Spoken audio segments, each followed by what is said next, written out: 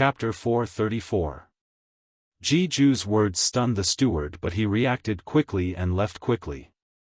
Knowing that Xiaofan was here, Jiju was not in the mood to continue inspecting the fields. The more he looked, the more annoyed he got. He waved his hand and dismissed the stewards.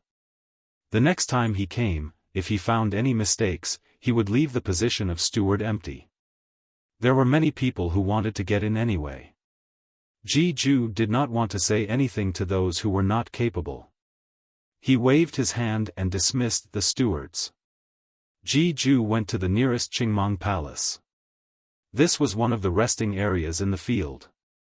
Sometimes, when Jiju was tired from inspecting the fields, he would go to the nearest room to rest.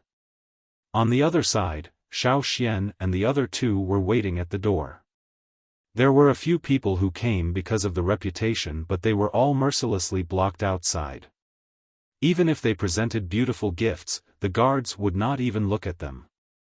The unwilling ones could only wander around, they did not have the guts to force their way in. Black Bear paced back and forth a few times outside, feeling very uneasy. He could not stay calm. In the past, he was always stopped here. It was rare to get a chance to steal from Jiju's fields in the royal city. This was a rare opportunity. Of course he was anxious. He looked at Xiaofan, who was standing quietly at the side, and Guang Yi, who was silent. Black Bear did not understand. How could these two be so calm? Not long after, the sound of footsteps could be heard. The people waiting outside the door, whether they were circling around or thinking of a solution, all swept their gazes over and stared at the person coming out from inside. It was the guard who had just entered. However, after the guard came out, he returned to his original position and continued to be a gatekeeper. He did not say a word. Black Bear wanted to go forward and ask, but the guard didn't look at him, as if he didn't want to talk. Black Bear looked at Xiaofan again. The token had been sent out, but there was no response. How could this kid not be worried? Just as he was about to ask Xiaofan, Black Bear heard footsteps coming from inside. Although the footsteps were very light and people with low abilities would not be able to detect them, Black Bear was very alert and had strong hearing. Naturally, he could hear the footsteps.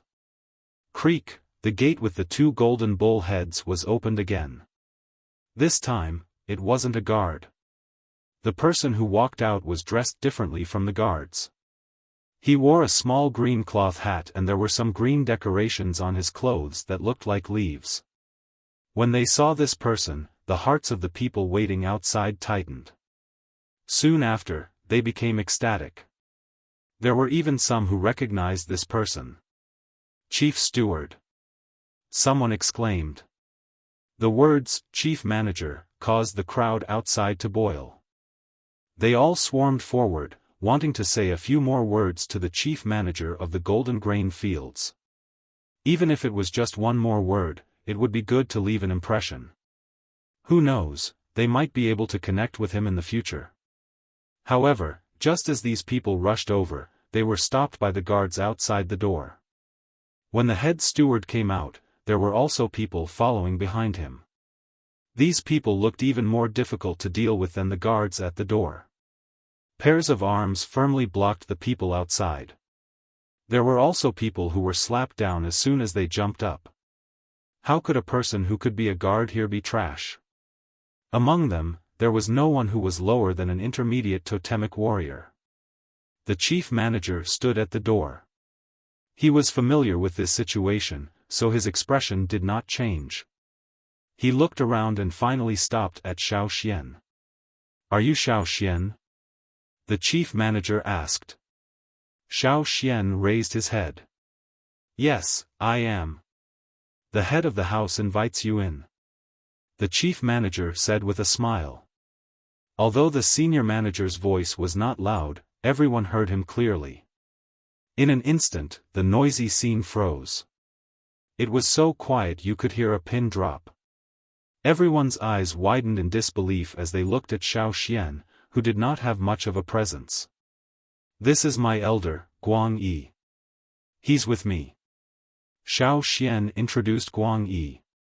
Black Bear was so happy his mouth almost split open.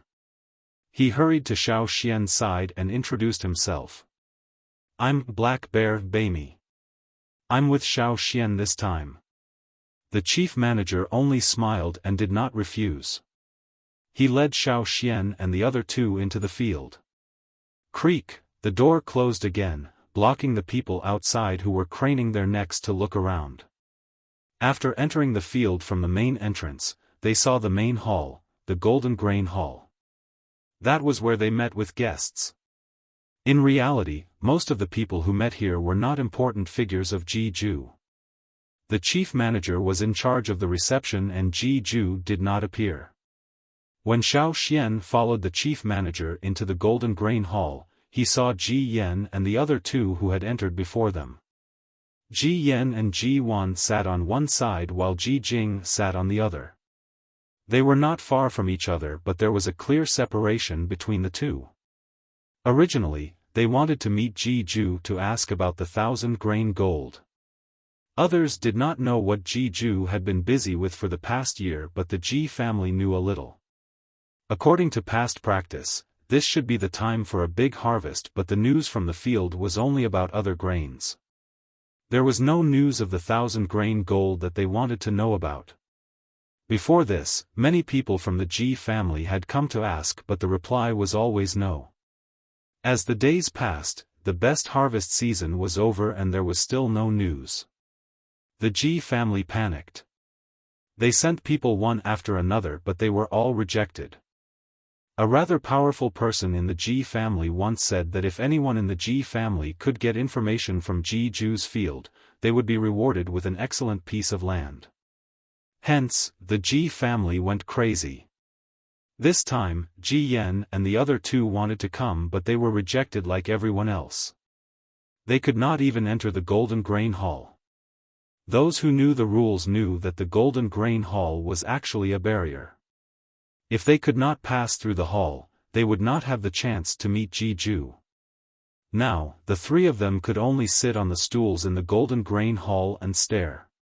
When they heard that the chief steward was rushing to the main gate, they were curious about what happened. Now that the chief steward had brought Xiaofan and the other two in, Ji Yan stopped drinking. Putting down the cup, Ji Yan stood up and strode over. Black Bear, where are you going? They did not look like they were going to stop. Were they going to pass through the Golden Grain Hall?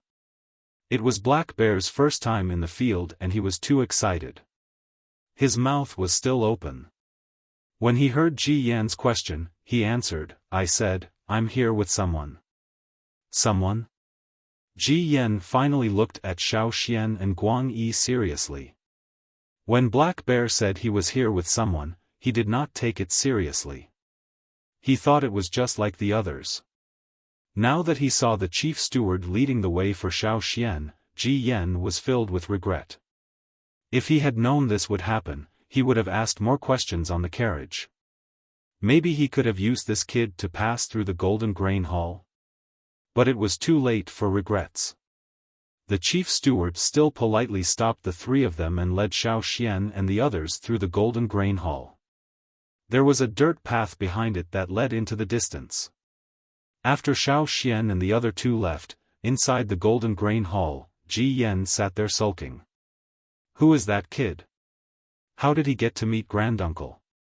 Sitting on the other side, Ji Jing snorted strangely. She was happy that Ji Yan and the others did not seize the opportunity. Since they did not get to meet Granduncle, she felt better. But Ji Wan, who was sitting next to Ji Yan, tugged at Ji Yan's sleeve. What is it?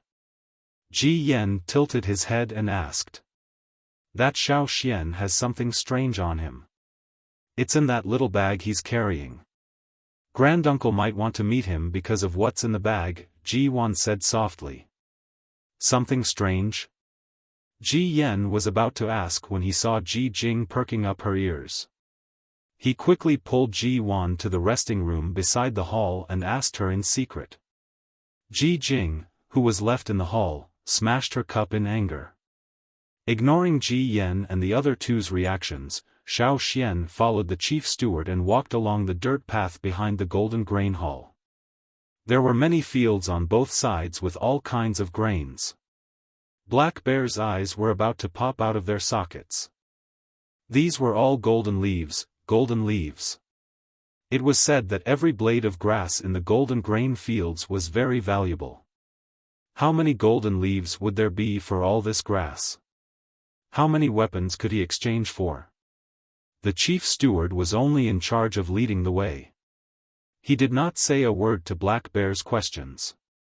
If he wanted to know the answer, he had to ask the owner of the fields. Only Ji Ju had the right to answer. The chief steward led them all the way to the Qingmong Hall. The Qingmong Palace was much smaller than the Golden Grain Palace, but the furnishings inside were not as extravagant and dazzling. However, there was a sense of tranquility that calmed one's irritation. If one was tired, resting in such a place was also a form of enjoyment.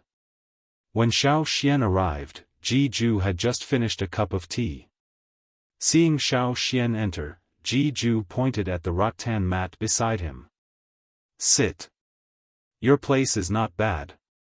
Xiaofan took the tea from the chief steward. The water was green and had a refreshing sweet smell. He did not know what kind of grass it was boiled with. Ji Ju only grunted in response to Xiaofan's praise. Then he said, "Xiaofan, do you still have the grains in your hands? I'll exchange them with this year's harvest." "How about that?" "I'm not exchanging," Xiaofan said. Ji Ju, who was about to say his bargaining chip, choked. He had been in the manor for a long time and it had been a long time since anyone dared to reject him so directly. But thinking of how Xiaofan had helped him before, Ji Ju suppressed his anger. He knew that Xiaofan must have more grains. His eyes lit up and he continued to persuade, "You see, it's useless for you to keep them, I'm not exchanging. We failed this year. We plan to continue next year." Xiaofan said. "How did you plant this year?" Ji Ju's voice trembled. He could not bear it. "We planted some on the mountain and at the foot of the mountain. I even scattered some seeds in my backyard." Xiaofan described the situation when he first started planting the 1,000-grain gold. Not long after he started, Ji Ju slammed his hand on the table beside him. "Nonsense." The sudden roar frightened Black Bear so much that he spat out his tea. "How can you do that? What nonsense!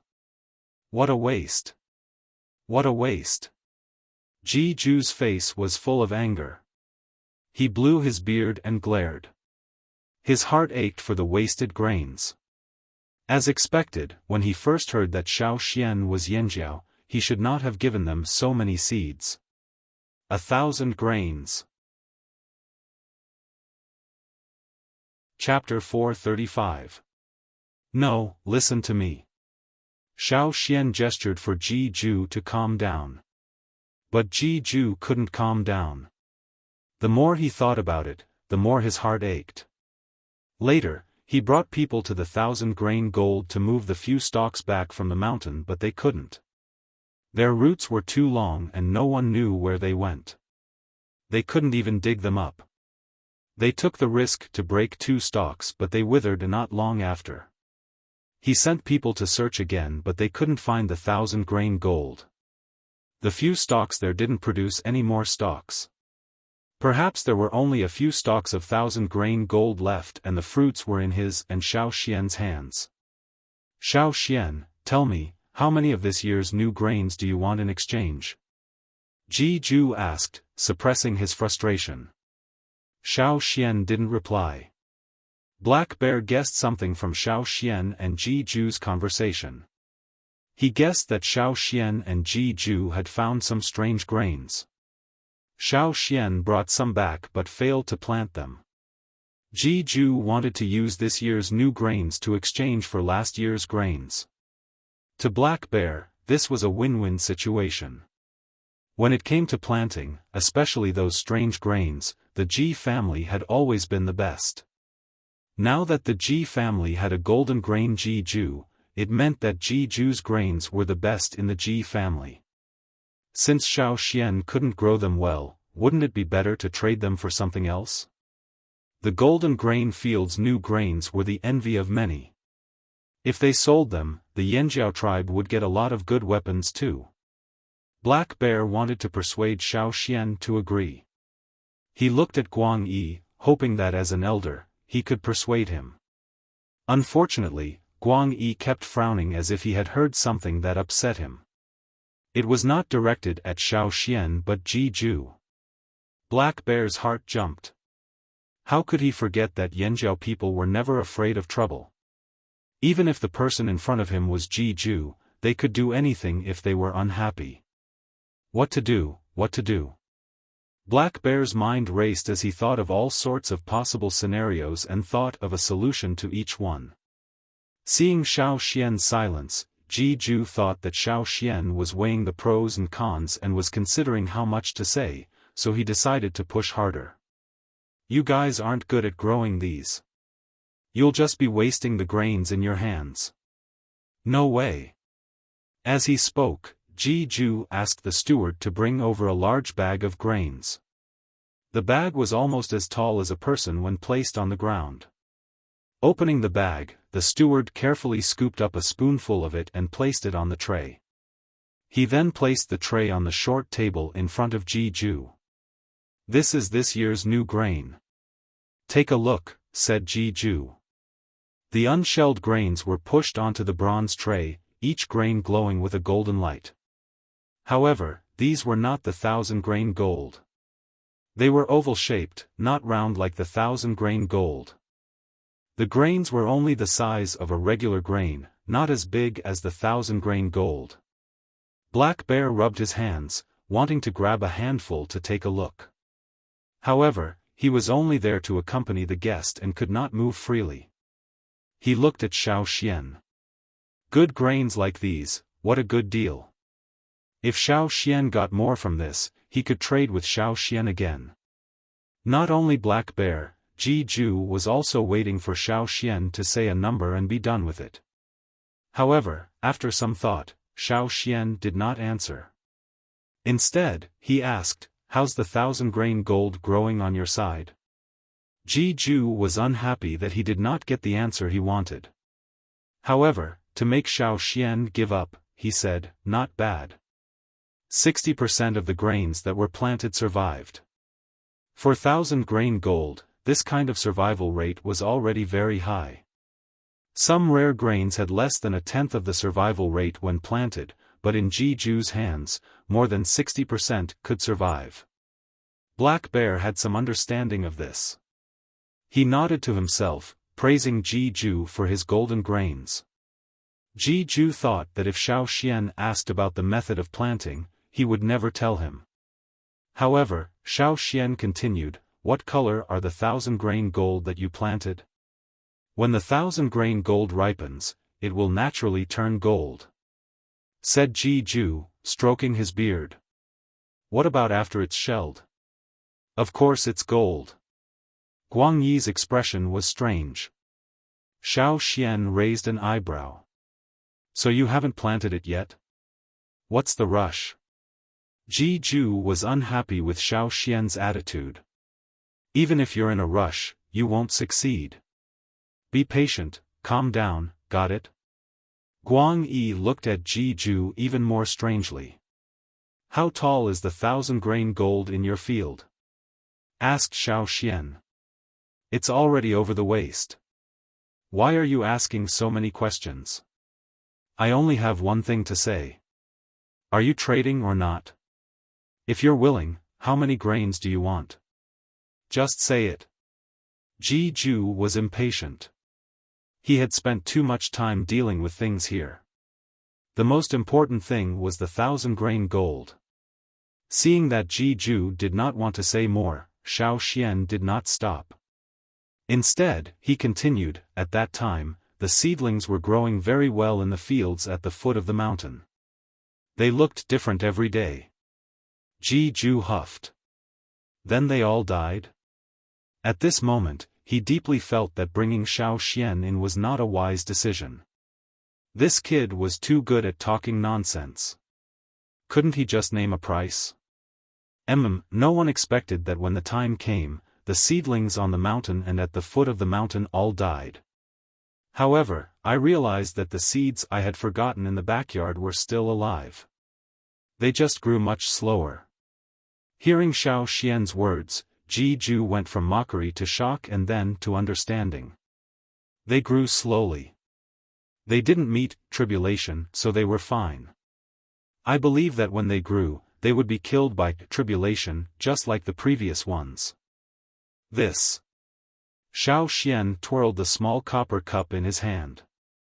They actually survived. Jiju paused. Survived? Yes. Not only did they survive, but they grew taller and stronger. They were even taller than my head. However, fewer and fewer survived. Jiju lowered his eyes. Continue. Then they began to ear. The grains they produced were this big. Xiaoxian curled his thumb and index finger into a grape-sized circle. The steward standing at the side could not help but sneer. He looked at Jiju again. This family head was probably going to flip out again. As expected, after Xiaoxian gestured, Jiju looked up. His old eyes flashed fiercely as he stared straight at Xiaoxian. The invisible pressure was like a tall wall. You lied to me? You can joke with Jiju in other ways, but don't do it when you're talking about farming. He'll get angry. Such big grains? You think I'd believe you? Jiju was so angry his face turned green. He had wanted to have a good talk with this kid, but this kid dared to bluff him. Black Bear was terrified. It was rare for the leader of the caravan to be like this. Did offending Jiju mean that the Black Bears would never be able to get any golden grains in the future? He had wanted to bring some back for the children in the tribe. He had heard that these golden grains were very good for humans, but now it seemed that there was no hope. Xiaoxian ignored Jiju's anger and did not respond to Black Bear's glances. Instead, he took out the animal skin bag hanging from his waist and opened it. Jiju, who was about to flip out, froze as if he had been enchanted. His eyes were fixed on the bag Xiaoxian took out, his nostrils expanding and contracting rapidly. Xiaoxian took out a few grains from the bag and placed them on the tray on the table. The grape-sized golden grains rolled onto the tray and hit the golden grains with a thud. Just from the sound of it, one could tell that each grain was very heavy.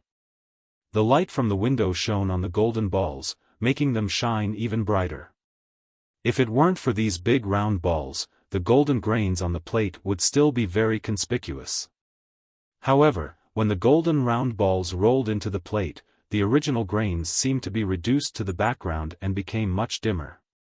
In comparison, everything could be seen clearly. Black Bear was no longer in the mood to think of a solution. He looked at the golden balls Xiaoxian took out and his eyes widened. These were grains? Even the steward, who had been with them for many years, was shocked to see this.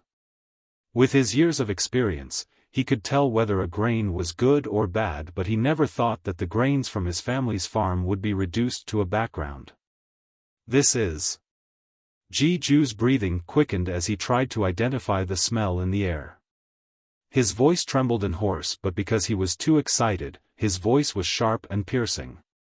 This is the 1,000-grain gold that we grew.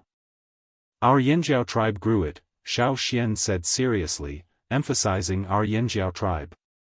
Guang Yi was proud. So what if he was Jiju? How dare he look down on the Yanjiao people? What's wrong with our Yanjiao people? Why can't we grow anything good? I'll blind your dog eyes. Jiju didn't even notice Guang Yi's gaze.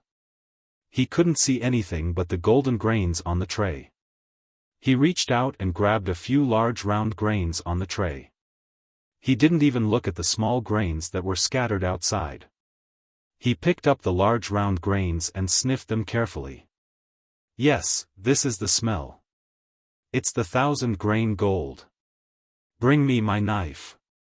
The head steward came back to his senses and left in a hurry. Soon, he came back with a plate. The plate was covered with a piece of soft leather. On the leather, there were a few strange-looking knives. The handles were very long, but the blades were very small. Ji-ju picked up a small knife and held a few large round pellets in his other hand. Tch, with a light sound, the shell of one of the round balls in his palm was cut open. Along with the tip of the knife, a complete husked grain was exposed. Why is it this color? Ji-ju was shocked. In Ji-ju's hand, the purplish gold grains were placed next to the golden grains. It looked even stranger. That's why I wanted to ask you. I was just asking you what color it was, Xiaofan said. It shouldn't be, it shouldn't be.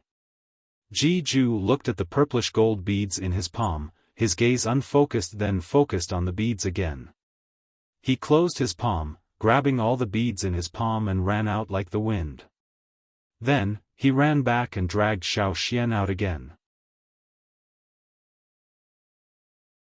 Chapter 436.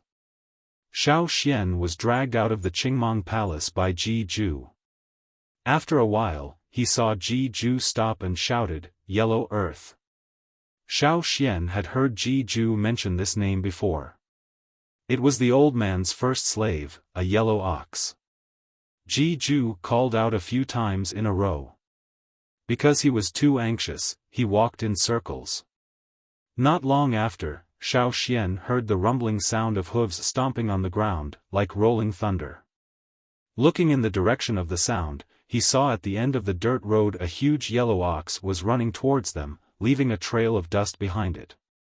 Compared to the ox that Xiaofan had seen before, it was much bigger.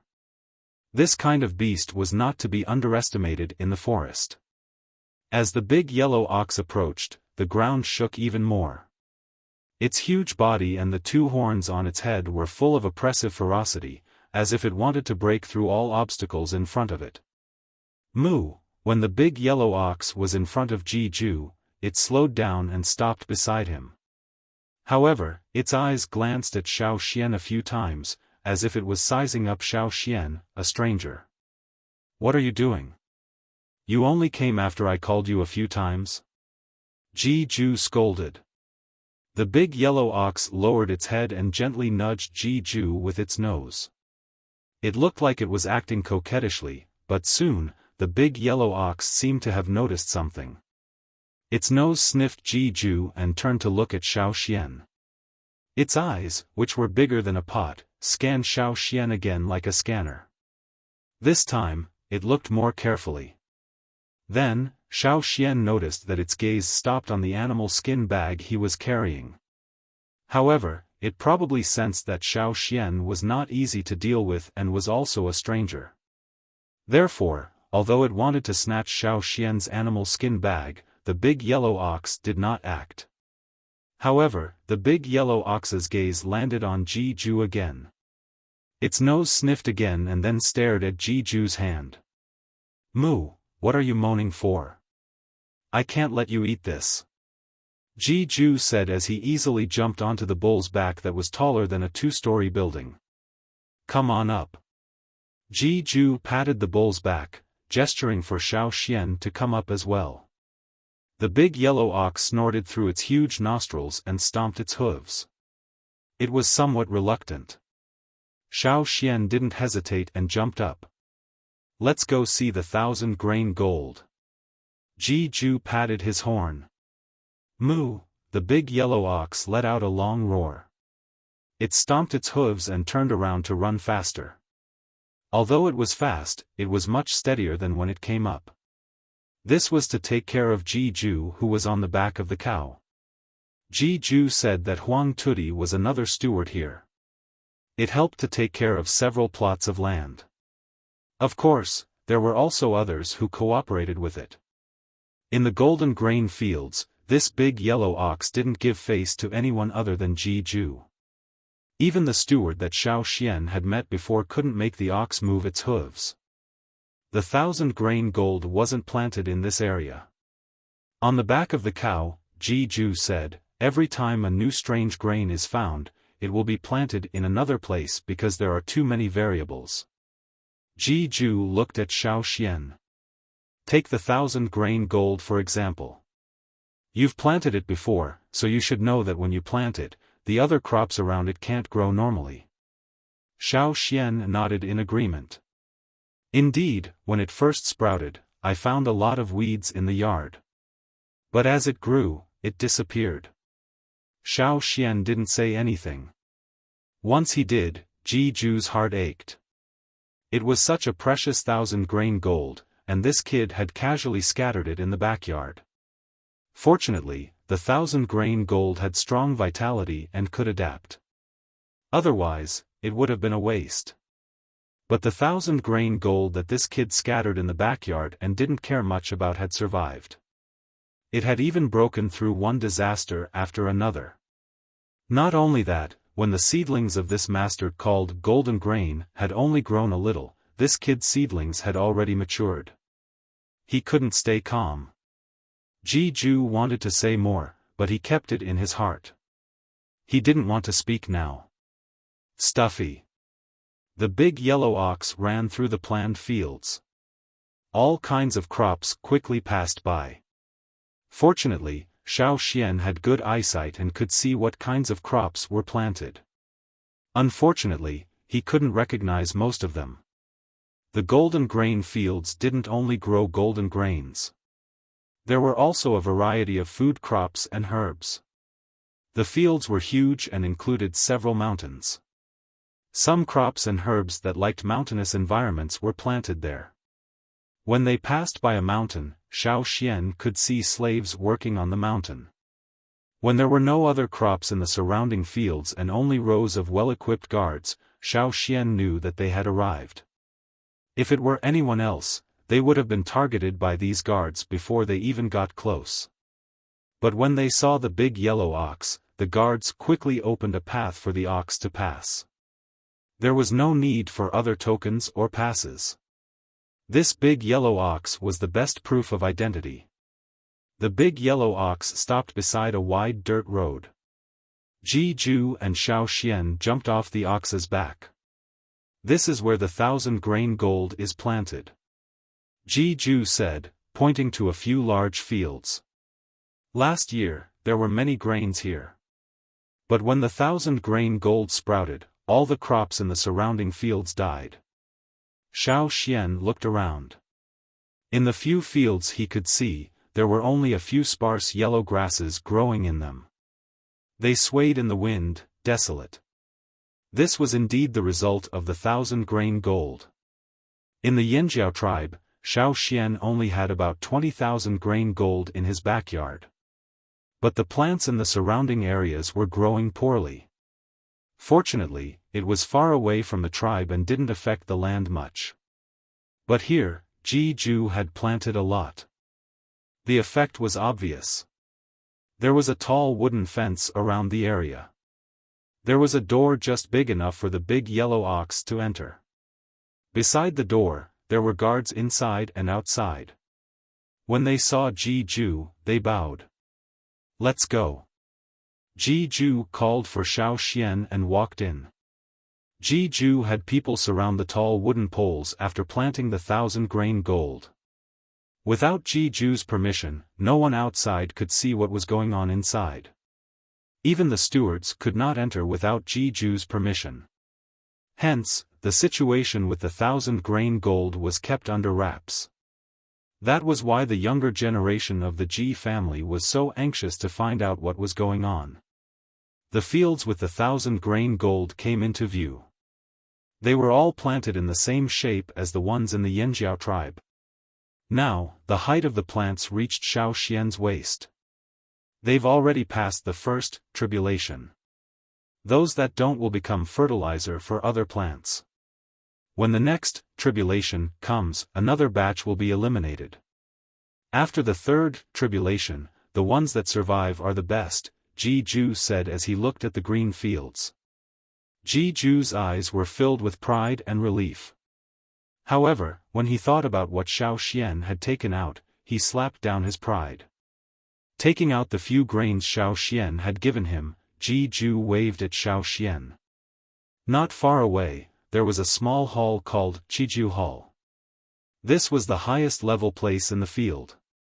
When they sat down, Ji-ju began to ask Xiaofan about what happened when he planted the 1,000-grain gold. As descendants of the Ji family, they had too many secret techniques that were unknown to outsiders. That was why they were able to grow better crops than others. They were able to grow rare crops that others couldn't, especially grains. Someone once said that if you found a new type of grain that was difficult to grow, you just had to find the Ji family and they could grow it. But now, the situation was a little strange. They were seen as boorish and violent by the people, but they actually managed to grow such a rare breed, and it was even better than the Ji family's golden grain. How could these people who enjoyed the praises of the Ji family accept this? However, Ji-ju's main focus was on grains. Everything else was secondary. That was why he could adjust his mindset at this time. Xiaofan did not hide anything and told Ji-ju what had happened. First, he wanted to understand the reason behind the change. The Ji family knew more about this than anyone else. Since Xiaofan had told him how to grow it, Ji-ju would definitely help him find the reason. Second, based on Xiaofan's understanding of Ji-ju, he would not go back on his word. Once he found out the reason from Xiaofan, he would definitely reward Xiaofan even more. Fearsome beast meat? Ji-ju exclaimed. The big yellow ox not far away flicked its ears. Yes, they ate it, Xiaofan said. So, it was because they ate vicious beast meat that they passed the 3 trials, and ended up like this? Ji-ju placed the few grains he had been holding onto the table, still unable to wrap his head around it. Although I know of some rare methods such as bone burial, this is the first time I've heard of using fearsome beasts to feed them. Ji-ju stroked his beard, still in a daze. Could the secret ancestral recipe not be as good as a few pieces of fearsome beast meat? It shouldn't be. That's why I came this time to find out the reason. I also wanted to see what color the 1,000-grain gold you grew was, and if it was the same as ours, Xiaofan said. Ji-ju's face reddened, but he did not say anything. Xiaofan continued, Tell me, you're using a method passed down from your ancestors. You're using your own fertilizer. Will the result be a different color? For example, white, green, black and so on. Different fertilizers could produce different colors, right? Ji-ju stopped stroking his beard as he suddenly thought of something. His whole body shook, and the few strands of beard fell to the ground. I got it. I see. Ha ha ha. The 5 colors of gold, so that's what it means, ha ha ha ha. Looking at the laughing Ji-ju, Xiaofan had a toothache. This old man had gone crazy again, who knew what he was thinking. After laughing, Ji-ju ignored Xiaofan and rushed into a room, leaving Xiaofan and the bull outside the hall staring at each other. Seeing the bull staring at the grains on the table, Xiaofan threw one of the grains that Ji-ju had peeled. It was a gift to Ji-ju for inspection, and he would not take it back. When Ji-ju came out again, he saw the bull blocking the entrance with its head.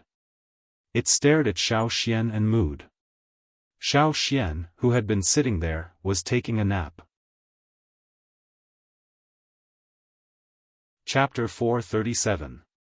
Xiaofan was sleeping so soundly that he was drooling. His ears had a filtering function and he pretended not to hear anything he did not want to hear.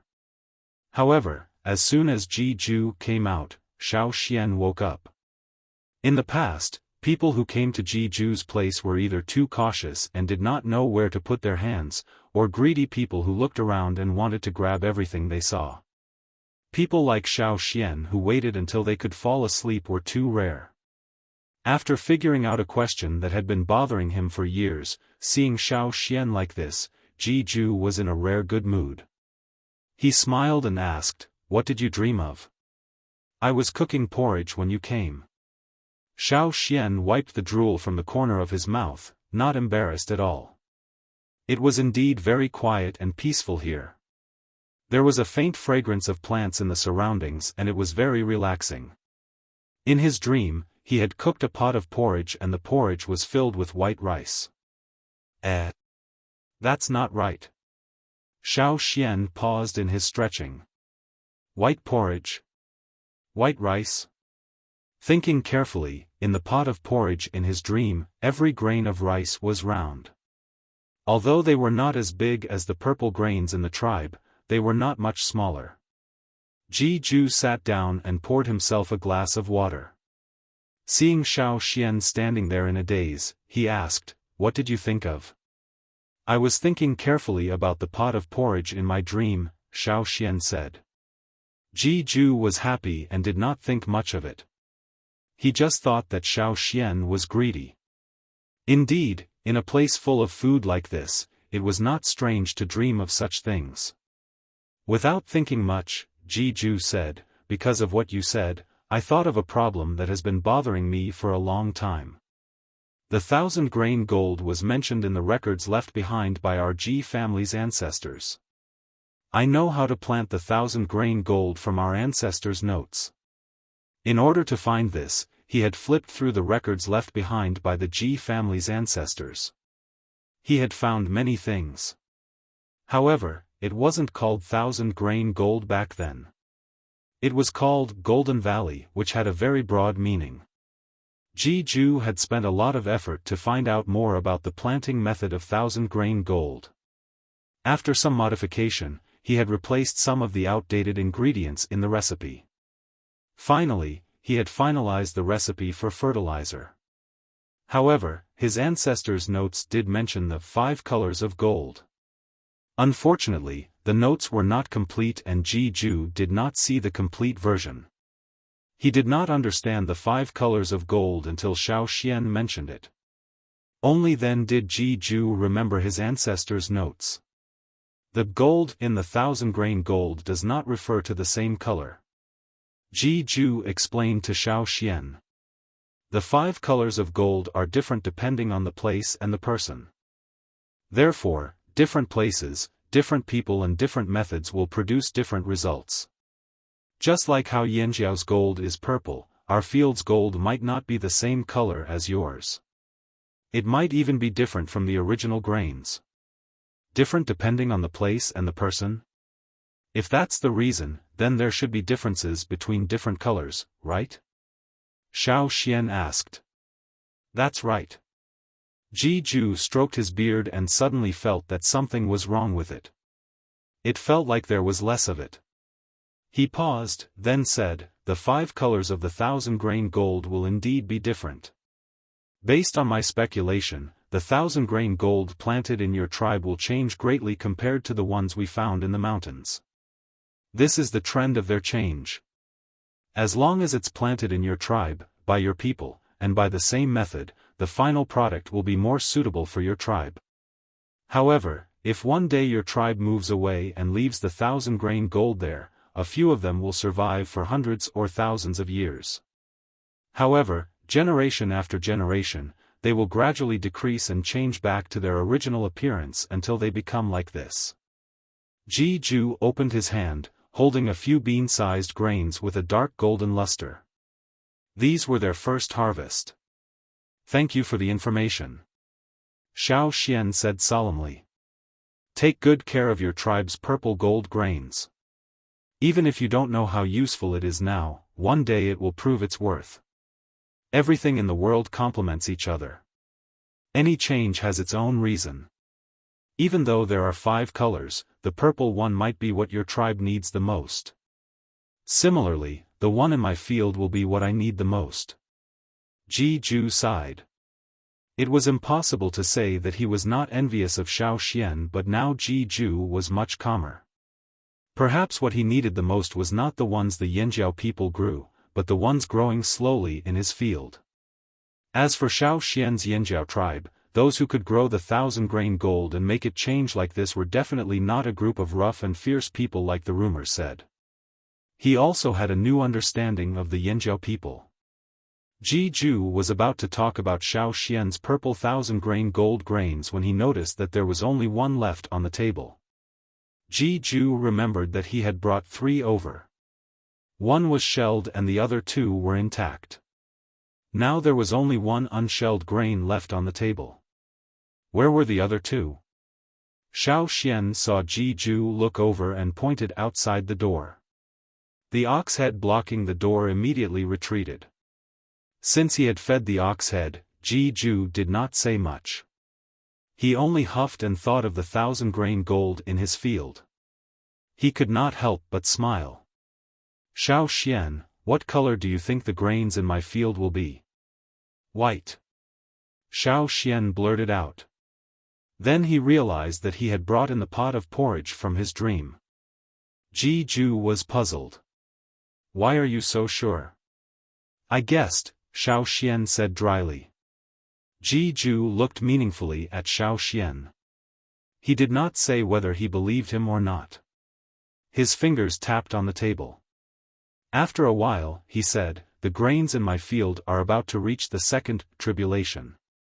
How long will you stay in the royal city? Why not stay for a while and see how they go through the tribulation? Xiaoxian calculated the time and nodded.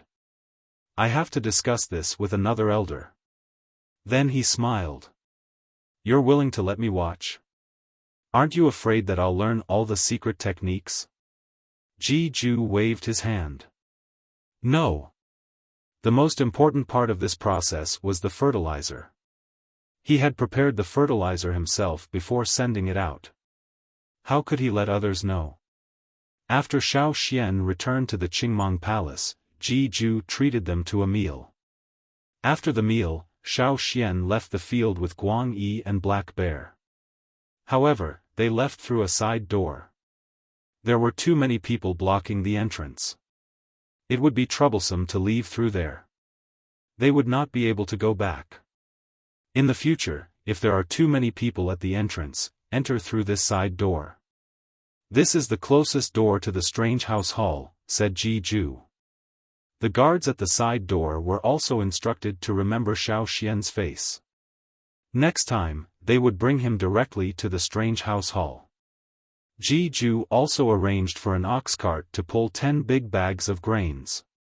He brought Xiaoxian and the other 2 away. The field was too big and there were too many side doors. There was no one outside this side door so Xiaoxian and the others could pass through easily. Black Bear was so happy he could not sit still. 10 bags of grains. Although they were all for Xiaoxian, they could at least give him 1 or 2 of them, right? The price was negotiable. On the way, Xiaoxian discussed with Guang Yi. If Guang Yi did not want to stay in the royal city for too long, he could go back in a few days. The Black Bears would send a team from the royal city to Amba City to bring back some grains.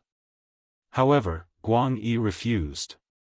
He did not feel safe leaving Xiaoxian alone here. Duokong also said that his mission was to protect Xiaoxian. He could not let the tribe's elder be bullied in the royal city. Knowing that Xiaoxian and Guang Yi would be staying in the royal city for a while, Black Bear took the initiative to arrange for Xiaoxian and Guang Yi to stay at their station. He did not want to let go of Xiaoxian. Ji-ju did not say that they would not be allowed to enter the next time. When they returned to the royal city and entered the station, Black Bear had people arrange a new courtyard for Xiaoxian and Guang Yi. This would make it easier for Xiaoxian and the others to store their things. Xiaoxian, when do you plan to go to the golden grain fields again? Asked Black Bear. The day after tomorrow. I want to look around the city tomorrow. I also want to buy some things, said Xiaoxian. Black Bear had arranged a courtyard but he did not want to use everything they gave him. He had to prepare some of his own things. That's fine too. I'll let Mauda accompany you to buy some things tomorrow.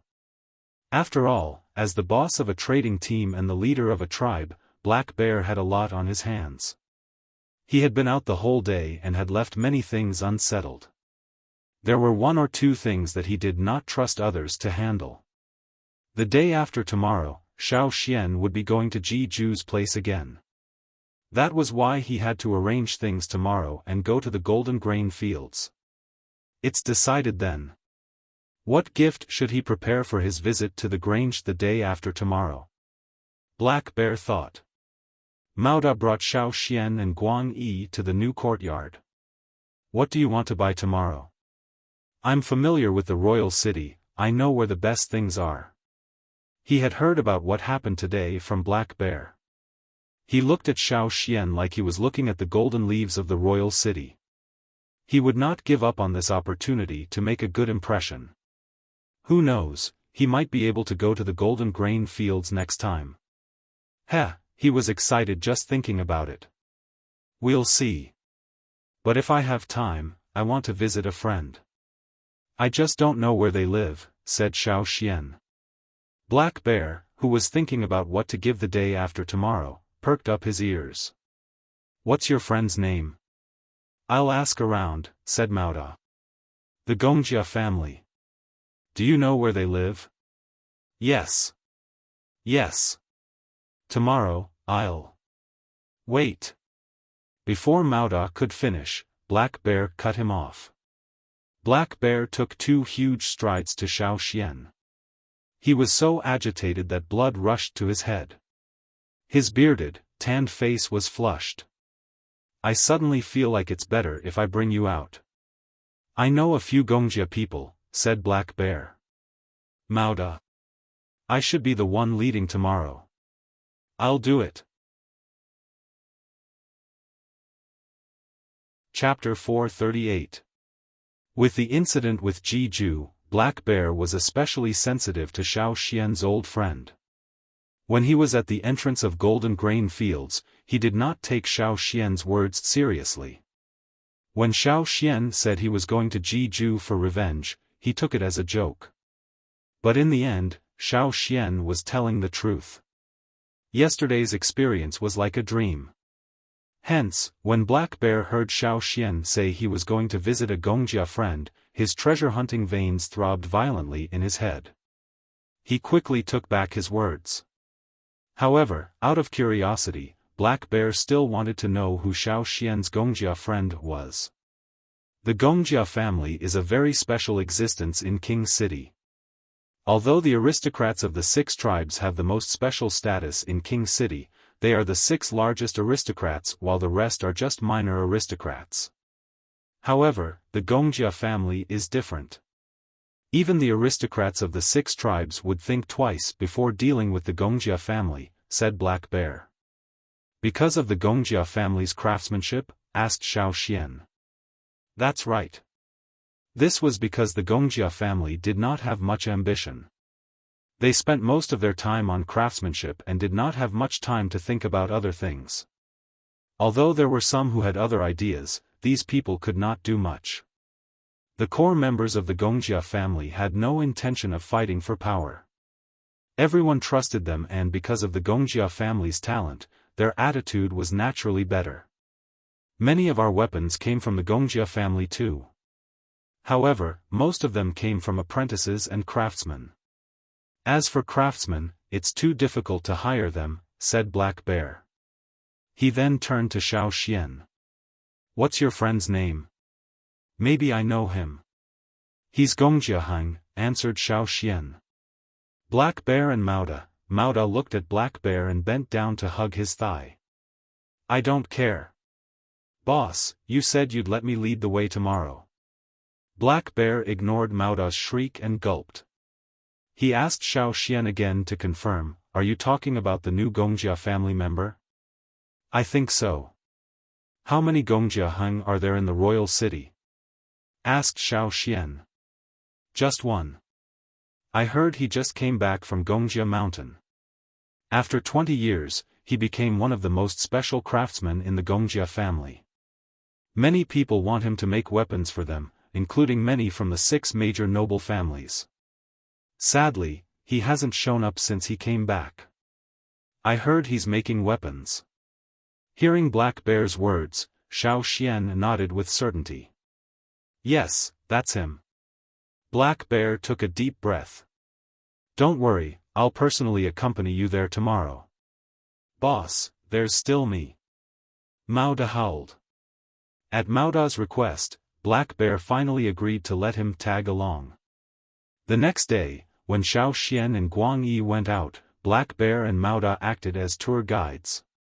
The Black Bear's eyeballs almost fell out of their sockets. Black Bear did not announce the golden grain fields to the public. Only a few core members of the caravan knew about it. That was why when they saw Xiaofan and Guang Yi receiving special treatment, the others were confused. After the four of them left, they gathered to discuss it. In the end, they were all chased back to work by Mao Jin. Mao Jin felt bitter too. He knew the inside story and wanted to tag along too. Unfortunately, he was left behind to handle the internal affairs of the caravan. Xiaofan walked on the streets of the royal city. The streets were wide enough for giant beasts to walk on. There were some strange beasts he had never seen before. However, most of these beasts had been tamed. They were huge in size and were usually very docile. They did not have violent tempers. The shops on both sides of the street were also very unique. They were all close to each other. For example, there was a street that sold food, a street that sold wine, a street that sold pottery, and a street that sold bronzes. It was rare for them to be separated. Xiaofan and Guang Yi were interested in the bronze wares. Not only were there weapons, there were also many exquisite bronze tools and ornaments. However, Xiaofan and Guang Yi were only going to look at them. They would not buy them. They had no use for them anyway. What did they want these ornaments for? To show off? When the shop owner saw that Xiaofan and the rest had no intention of trading, he did not smile. Then, he looked at Xiaofan and the rest with disdain. They were obviously tribesmen from afar. How could ordinary tribesmen buy such exquisite bronze wares? Ignoring the stares, Xiaofan listened to the rhythmic sound of wooden blocks hitting each other. He asked, "What's that next street?" Black Bear was about to say something when Mao Da cut in. "It's a divination. Many of the people there are descendants of the Yi family. However, they're just unimportant people. The truly powerful Yi family rarely go there. However, sometimes, a family will go there. Whenever that happens, the streets are always crowded." Divination? Xiaofan was curious. He had heard that the divination skills of the 6 tribes of the Yi family were very powerful. Back in Wuxia Valley, he could tell from the murals left behind by the Yi family.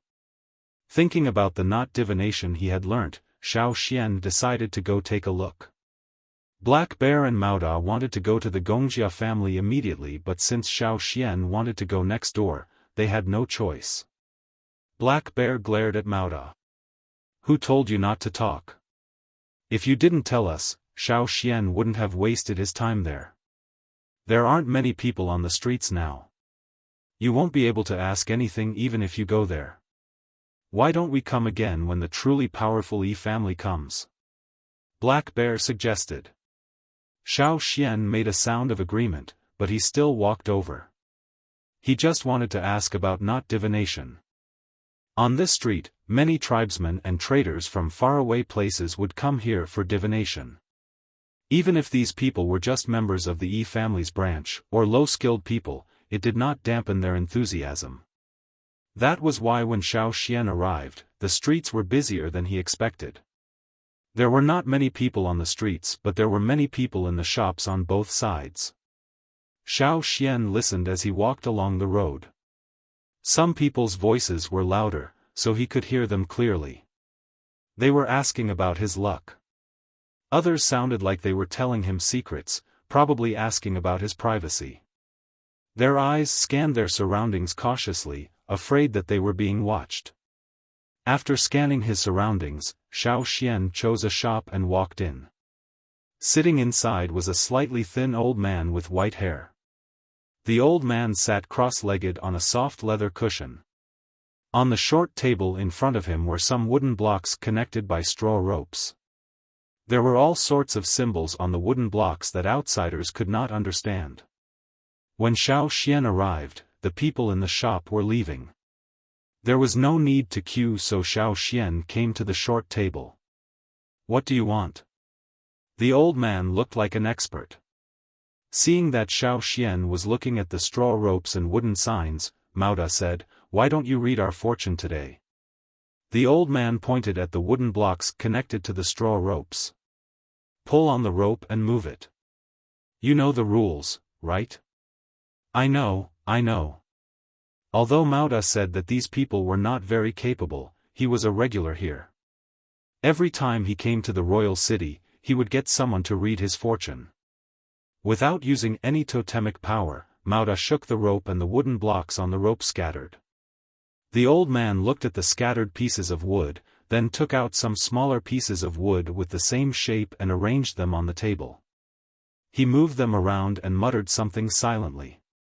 After about 10 minutes, the old man stopped and wiped the sweat off his forehead. "Good news." "Hey!" Mauda was very happy. "Xiaoxian, what do you want to read?" "Tell me." "The one just now." "Is it done?" Xiaoxian was confused. "It's done." Mauda nodded. Xiaoxian looked at the old man sitting there. He did not say what he wanted to read. Instead, he asked, "Do you know about knot divination?" As soon as Xiaoxian finished, the old man snorted. "You look like you don't know anything. Knot divination? It disappeared 1,000 years ago. Today's knot divination is just a trick. Young man, let me give you a piece of advice. If you see anyone doing knot divination, you have to be careful. Don't get tricked." The old man looked like he was saying, "This is for your own good." "So you're saying that knot divination existed 1,000 years ago?" Xiaoxian asked again. "Of course. Knot divination was one of the 3 most powerful divination methods in the Yi family. Unfortunately, the Yi family changed and knot divination disappeared. But it's okay. Without knot divination, the Yi family has more powerful divination methods. In the past 1,000 years, the Yi family has produced many talents and created many new divination methods." The old man lifted his head slightly, his eyes full of pride. Although he was just a peripheral member of the Yi family, the old man still talked about the Yi family. However, the old man did not say anything more about knot divination. "Knot divination? You're using only one rope for divination? How do you do it?" Mauda was curious. The old man looked at Mauda in disdain. "The art of divination is not something you know." "Ha! Don't look down on me. I'm sure you don't know either." Mauda retorted. "I don't know." The old man huffed. "The rope divination method I use is similar to knot divination. Plus, the rope divination method I use can be accurate. For example, I did a divination for myself. Today, there will be a crisis and it's a matter of life and death." "Why are you speaking so casually when it's a matter of life and death? Aren't you worried?" Mauda did not believe him. "What's there to worry about? What will come will come." The old man was still calm. "If you don't believe me, you can stay here and wait." Mauda pouted. "What does your crisis have to do with me? I'd rather go to the Wuxia family's entrance and watch a sword test than sit here and watch you pass the tribulation. Let's go, Xiaoxian. Let's go to the Wuxia family. I heard there's a sword test over there." Mauda was tempted. This time, Xiaoxian did not stay. However, before he left, he said to the old man, "Aren't you tired of sitting here all this time? Why don't you go outside and walk towards the rising sun?" There's no need to talk to the old man. "The Yi family only believes in themselves," said Black Bear. From the corner of his eye, he saw Xiaoxian toss something onto the ground.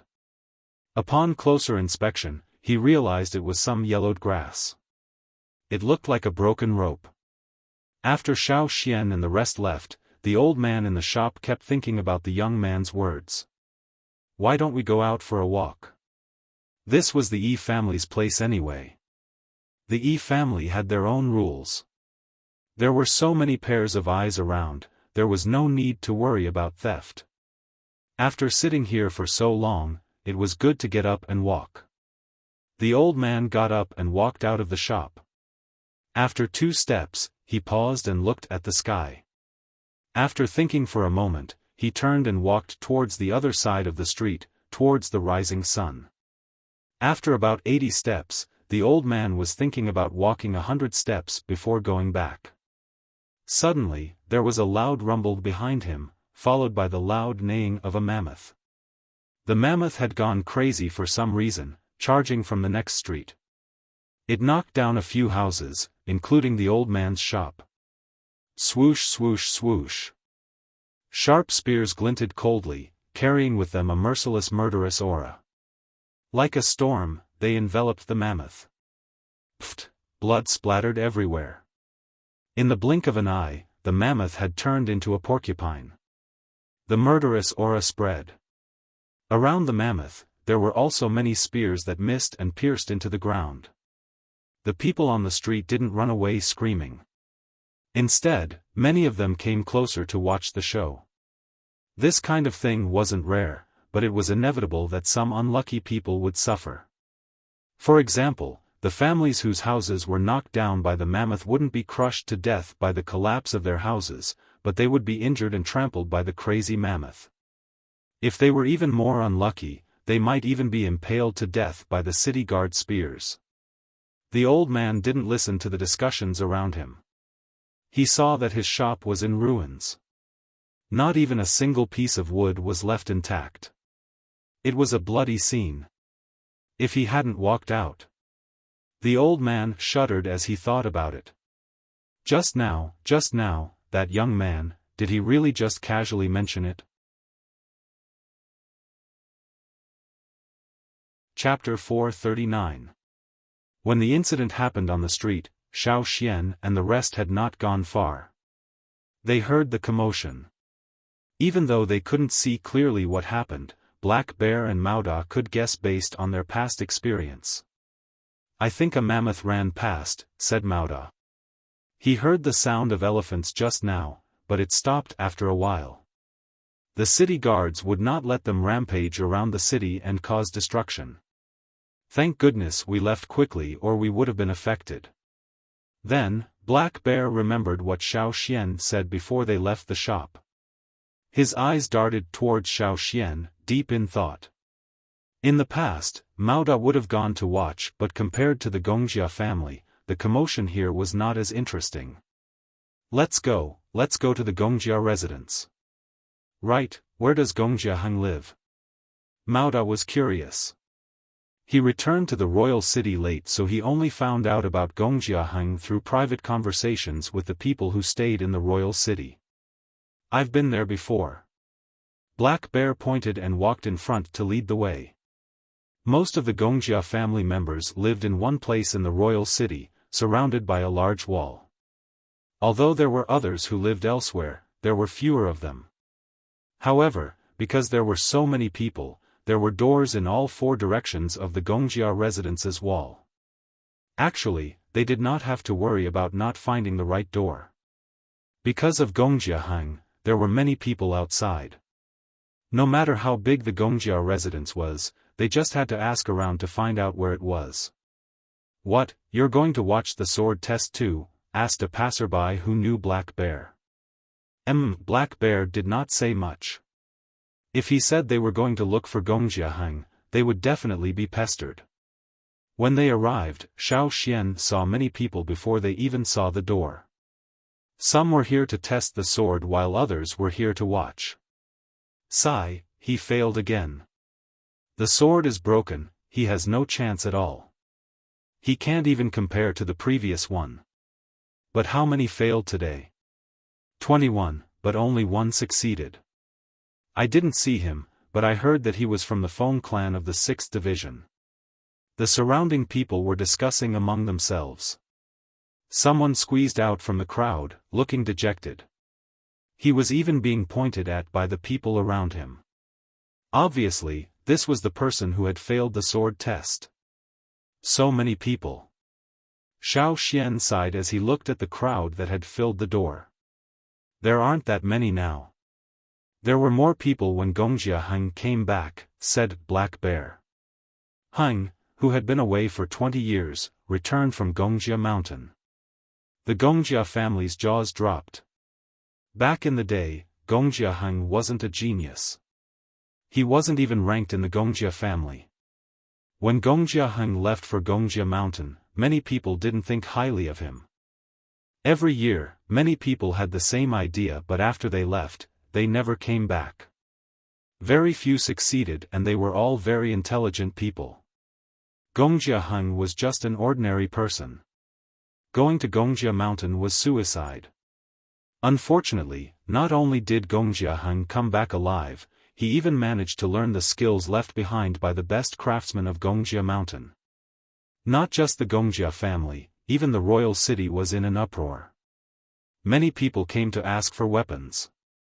The aristocrats loved swords, so many people came to ask for swords. However, Gongjia Heng's status was high enough that he dared to be rude to the aristocrats of the 6th division. There were too many people here and Gongjia Heng was impatient. He came up with this sword test. Only those who passed would be registered and qualified to talk to Gongjia Heng. Otherwise, they would all be blocked outside. The so-called sword test was actually a test where Gongjia Heng prepared some large rocks and placed them outside the door. Then, he placed some weapons on top of the rocks. If anyone could use these weapons to cut through the rocks without damaging the weapons, they would pass. If the weapons were chipped, they would have failed, much less broken weapons. This was actually a test of one's ability. Gongjia Heng had specially selected the quality of the weapons and rocks. If one was strong enough, they would be able to cut through the rocks without damaging the weapons. Even if the rocks were not broken, as long as they met the standards and the weapons were not damaged, they would be included in the list. To most people, these conditions were too harsh and difficult. However, they could understand. Many people even thought that this was how it should be. After all, Gongjia Heng was a master, how could he just casually make weapons for others? After the test was set up, many people came to try. However, as more and more people failed, fewer people came out to try. They were not afraid of failure. They were afraid of breaking their weapons and not being able to ask Gongjia Heng for weapons in the future. They might even be ostracized by the Gongjia family's craftsmen. Many of the Gongjia family's craftsmen and apprentices followed Gongjia Heng's footsteps closely. This was called the idol effect. When Gongjia Heng said that he would not make weapons for anyone in the future, the craftsmen and apprentices who followed him would do the same. When Xiaofan and the other 3 arrived, they happened to see a swordsman who broke his copper knife while chopping a rock. He was disqualified immediately and Gongjia Heng would not make weapons for them in the future. That was why the swordsman looked so defeated. In the future, if he wanted to ask the Gongjia family to make weapons, he would have to ask the craftsmen and apprentices who did not follow Gongjia Heng. Black Bear opened up a path in front like an armored car, forcefully pushing the crowd aside as he walked in. Xiaofan and the other 2 followed behind. The people who were pushed aside by Black Bear wanted to scold him, but when they turned around and saw Black Bear, they shut their mouths. No matter what, only those with power had the right to speak. Some of the people standing on the outer layer did not dare to say, Black Bear. When they saw Black Bear pass by, they wanted to take the opportunity to squeeze forward. However, they did not expect that as soon as they moved forward, they were squeezed out. One was fine, but they were squeezed out 3 times in a row. Who else wants to try? Shouted someone in the crowd. Hurry up, I still have to go home for dinner after this. I'm starving, complained someone else. It was as if they were watching a show but the show never happened. When they saw Black Bear squeeze in, many people's eyes lit up and they perked up. Perhaps this muscular man could put on a good show? Black Bear really wanted to try. He had only been scouting and observing for the past few days. Now that he had brought Xiaoxian here, he wanted to give it a try. Even if he failed, perhaps he could use Xiaoxian's connection to change Gongjia Heng's mind? It was no wonder he was not confident. In the past, he had only chopped people and vegetables. When had he ever chopped rocks? After making up his mind, Black Bear said to Xiaoxian, "Wait here, I'm going to try." Just as Black Bear was about to go over, a man dressed in a linen gray robe squeezed in from the other side of the crowd. His hair was simply tied behind his head with a cloth strip. His face was expressionless, and he looked quiet and inconspicuous. While Black Bear was talking to Xiaoxian, the man had already squeezed through the crowd towards the rock. Since he had taken the lead, Black Bear could only wait behind. This made the leader of the trade caravan a little unhappy. The man in gray looked at the weapons on the table next to him. There were knives, swords, axes and so on. He picked up his sword and without much preparation, walked up to the rock and slashed at it. It was the size of a winter melon. There was no technique involved. It was a simple slash, but the moment it slashed down, it gave people a sense of sharpness. Clang! There was a deep mark on the rock, but it did not break. Looking at the man's sword, there was a shallow dent. The onlookers booed. No one knew if they were regretting or gloating. The man in front of the rock did not care about the crowd's reaction. He just held the sword horizontally and brushed his fingers across the sword. He looked at the dent on the sword with deep affection, as if he wanted to imprint it deeply into his heart. Then he looked at the deep mark on the rock. He held the sword with both hands and bowed to the door with a solemn expression, "I've learned something." After he finished speaking, the man in gray put down the sword and turned to leave without any reluctance. His lonely back was like the wandering swordsman in the old stories.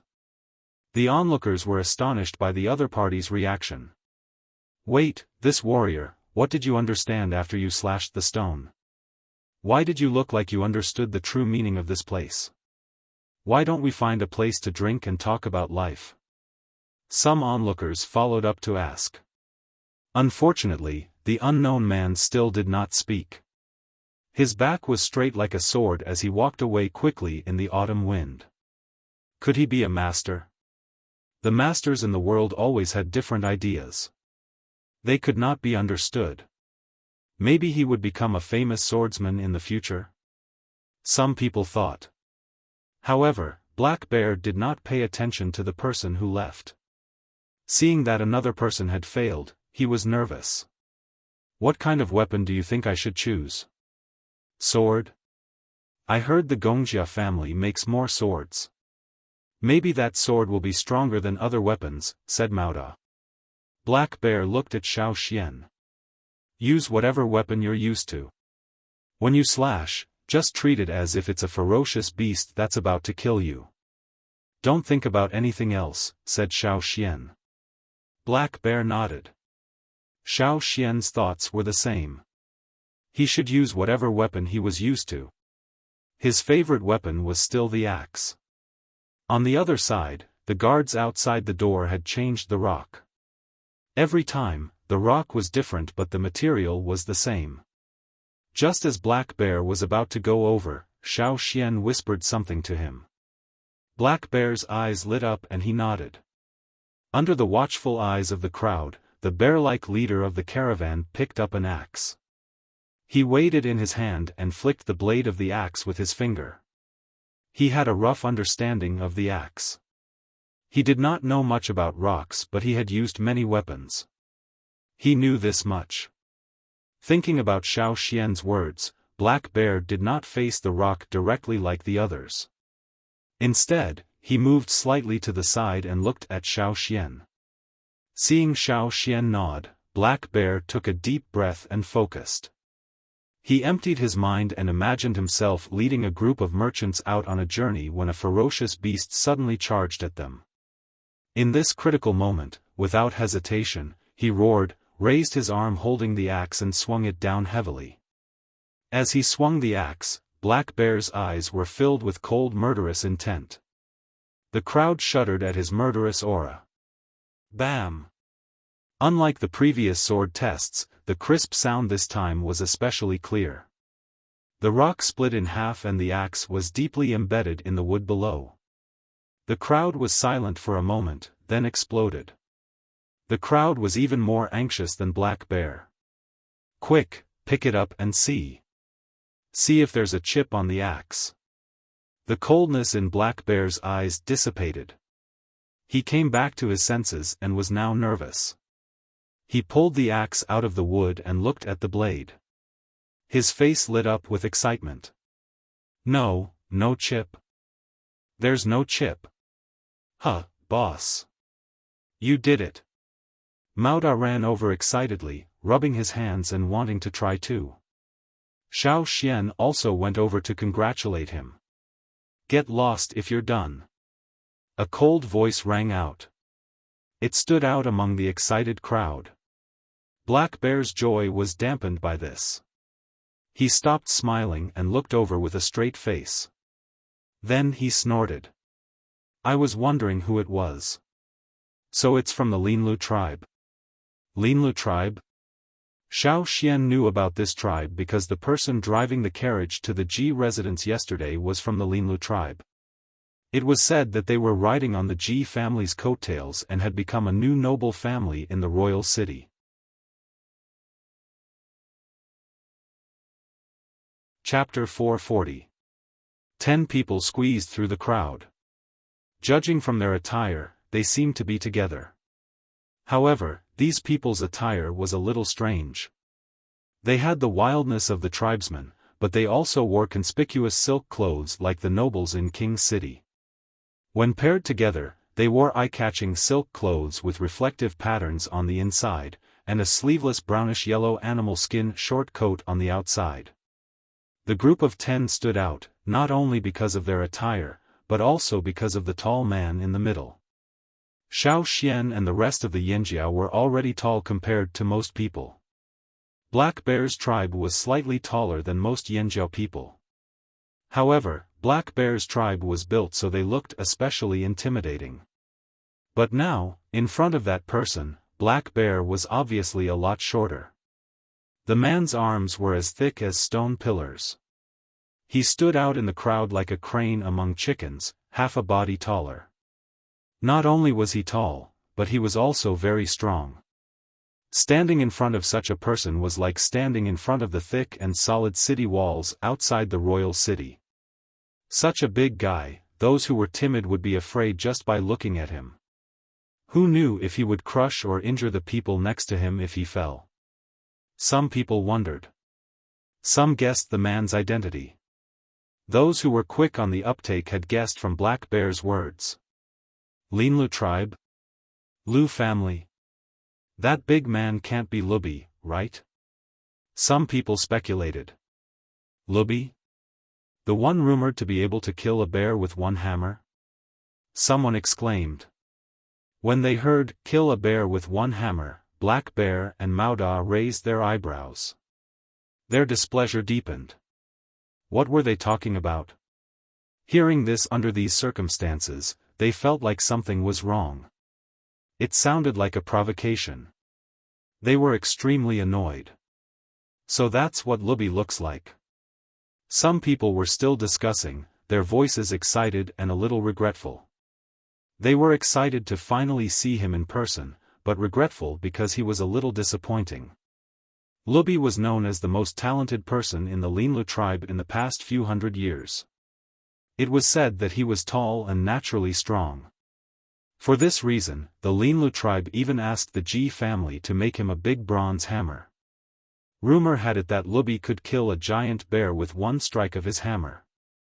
Because the Linlu tribe had moved to the royal city citizens were all talking about it. In order to make themselves known, the Lu family naturally spread the news of all the outstanding talents in the tribe. Lubi's name was naturally known by everyone. The citizens of the royal city wanted to see what Lubi looked like.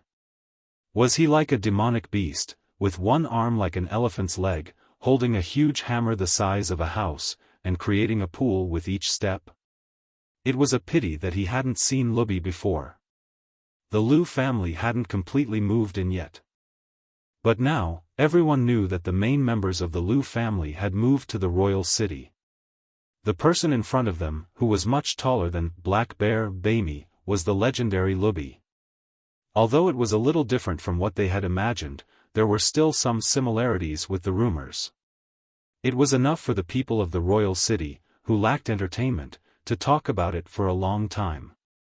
Lubi's long-handled hammer had a jujube-shaped head. There were some dents of varying depths on it, signs of battle. No one knew if they were left behind by humans or beasts. No matter what, one look at the hammer and you knew this person wasn't easy to deal with. Although Lubi's hammer wasn't as big as a house, it could be used as an umbrella. Wielding such a solid hammer wasn't an easy task, much less using it as a weapon. As Lubi and the rest walked over, Xiaofan, Guang Yi and the rest, who were considered strong, now looked skinny and weak compared to Lubi. Of course, the onlookers, including the Linlu tribesmen, were even weaker compared to Lubi. They were as thin as firewood. However, the one who spoke wasn't Lubi. Instead, it was a relatively gentle-looking young man who was walking at the front. The young man's gaze was always cold and mocking. Coupled with his words, he seemed a little arrogant. When Black Bear mentioned Linlu tribe, these people were unhappy. The young man walking at the front looked at Black Bear coldly. To them, the word tribe sounded too rustic. Now, everyone was imitating the aristocrats of the 6 tribes. They no longer called themselves tribesmen, but changed their surname to a family and worked hard to become aristocrats. In the royal city, when greeting or introducing themselves, most people would say X or XX. Who would say XX tribe? It wasn't easy for the Linlu tribe to change into what it was today. Now they were being mocked. A merchant is a merchant. You have no aspirations. Vulgar. The young man's cold face was 3 parts mocking and 7 parts arrogant. Black Bear narrowed his eyes. Yes, you have aspirations. I heard the Linlu tribesmen are rushing to the royal city to be slaves. Perfect, the grains in the fields outside the royal city are all ripe. They need people to harvest them. Maybe in a few days, you'll have work to do. The pay isn't low either. It'll be enough for you to eat 1 or 2 meals.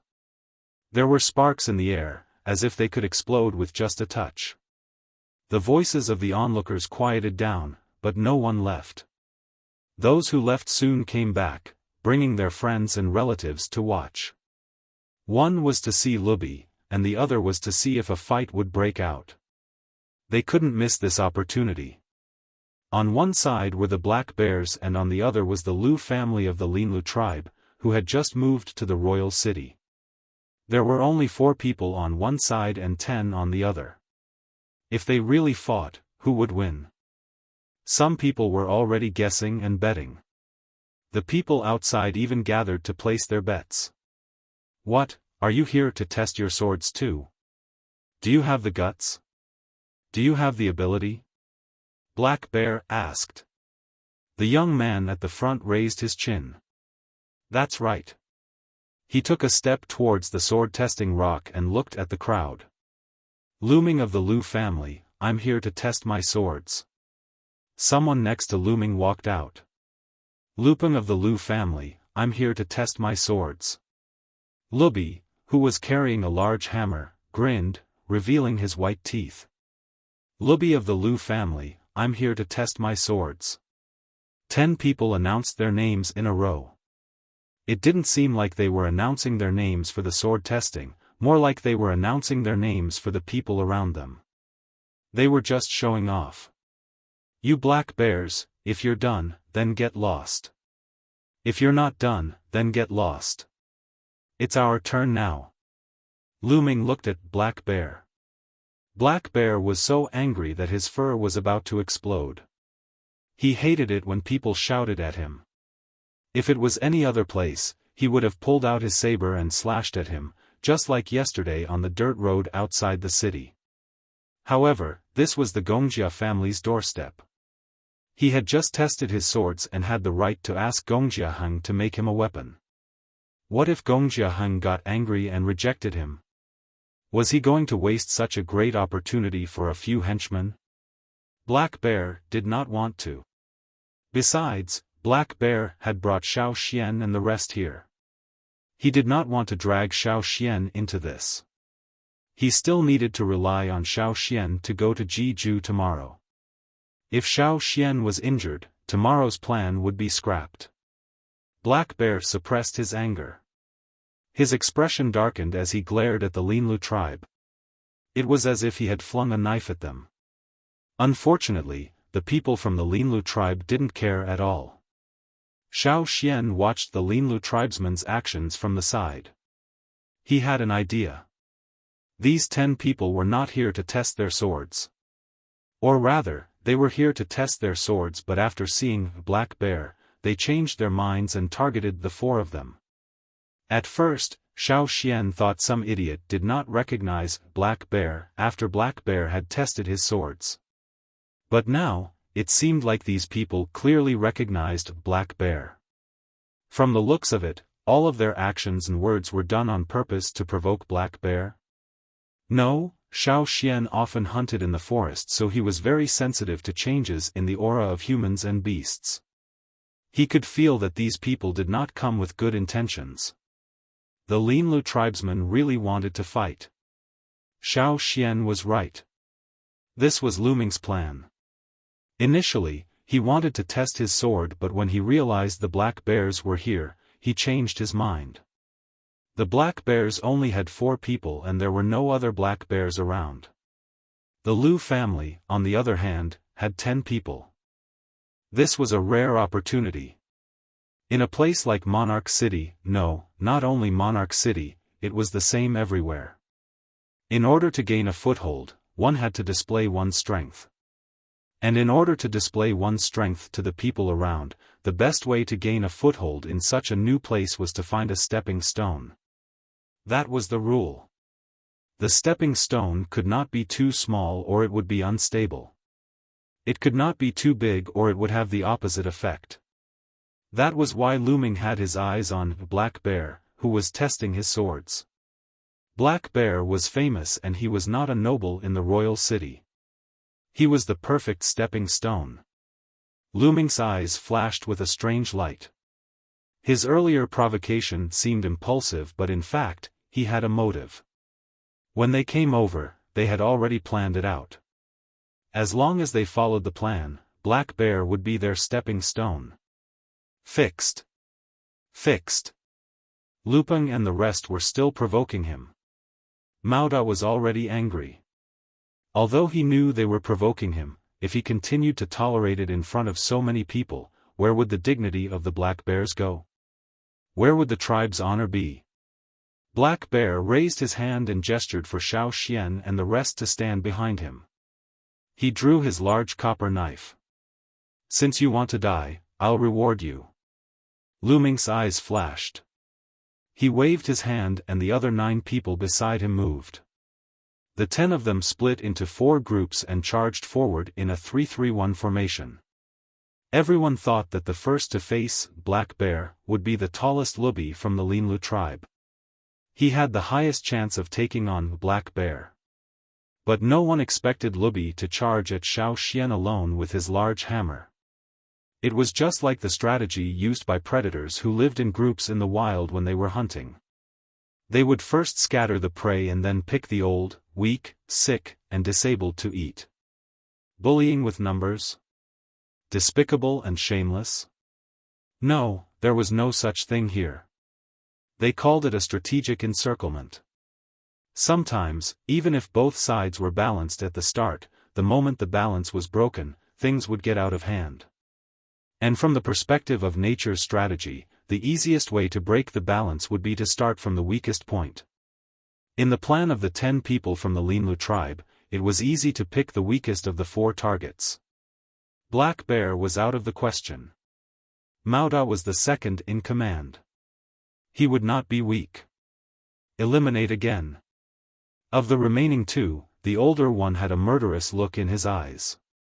He was not to be trifled with. Eliminate again. Only 1 was left. This young man did not look like much. He should be the weakest of the 4.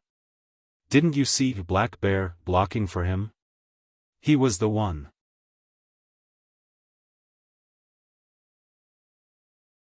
Chapter 441.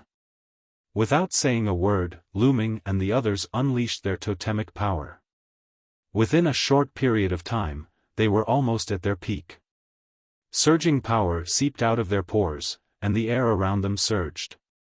Even people standing a little further away could feel the power radiating from them. Among the 10 of them, 7 of them were advanced totemic warriors. As for the remaining 3, although they were slightly weaker, they cooperated well and were not a burden. Instead, they were able to contribute their own strength, waiting for the right moment to deliver a fatal blow.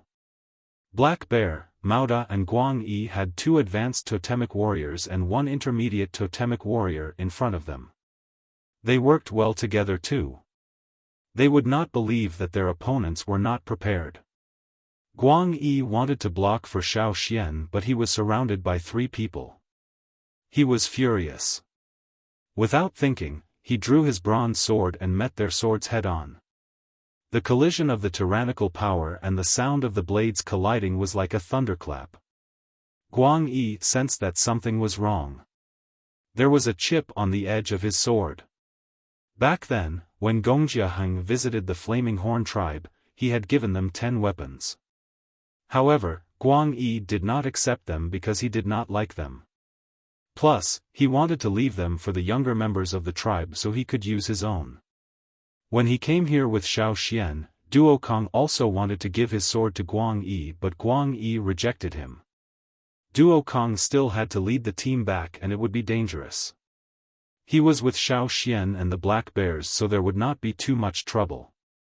That was why Guang Yi was only carrying a sword he picked up in the morning. It was a normal sword.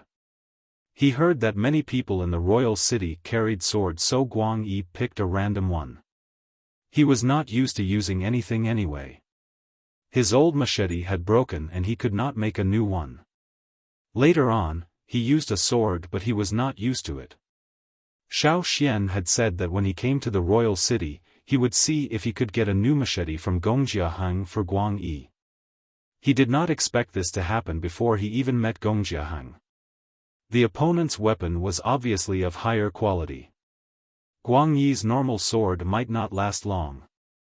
Guang Yi would not be able to get rid of them. Guang Yi sensed that something was wrong, and so were his opponents. Guang Yi's opponent felt as if he had bumped into a bull. The recoil numbed his entire arm, and even his bones were trembling. Indeed, it was the right decision not to pick this person. If Lubi fought this person, he might not be able to finish him off quickly. Although he was not easy to deal with, the Linlu tribesmen were secretly pleased with their strategy. Black Bear and Mauda would not be able to win in a short amount of time. They would not be able to take care of Xiaofan. Lu Ming smirked. This was all within his expectations. Black Bear's men were indeed very strong. If they had enough time or good weapons, the 10 of them might not be able to defeat them. But according to the plan, Lu Ming believed that Lubi would be able to defeat them in one hit. With 4-1, Black Bear's side would be left with 3. As for the Lu family, it would be 10 against 3. If they couldn't defeat Black Bear, they would let Lubi do it. With their cooperation, they wouldn't lose no matter what. On the other side, Lubi's body flashed. His tall and muscular body was not as clumsy as it looked. Instead, he was unusually agile. The muscles in his legs expanded, propelling his body forward. He charged towards Xiaofan like a cannonball. His target was clear. He did not even look at the others. In the blink of an eye, Lubi was in front of Xiaoxian. The hammer he swung seemed to have sealed off Xiaoxian's escape routes. Xiaoxian was completely enveloped in the shadow of the hammer. There was nowhere to run. Lubi was hailed as the only prodigy of the Linlu tribe in hundreds of years. He was not someone who only had strength and no skills. Clang!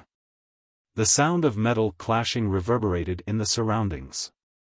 The power that was released permeated the air and spread out, causing the surrounding people to tremble. It was as if Lubi's heavy hammer had not hit the people standing there, but their hearts. Xiaoxian gripped the hilt of his sword with one hand and supported himself with the other. He used the blade to block the hammer. His feet stepped on the ground. The ground around him seemed to shake from the force of the impact. Spiderweb-like cracks appeared on the ground. The earth and rocks on the ground were shattered by this tremor, and like a backflow of rain, they flew up high from the ground. The web between Xiaoxian's thumb and index finger split open, blood dripping onto the ground. However, this block had stopped the hammer. He blocked it? Lubi's eyes flashed with shock. He did not hesitate.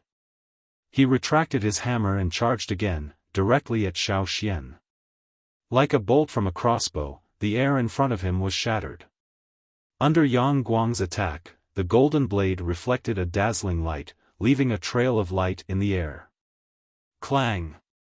The sound of metal clashing was so loud it seemed like it was going to explode everyone's eardrums. The turbulence in the air was visible to the naked eye. Their vision seemed to be distorted.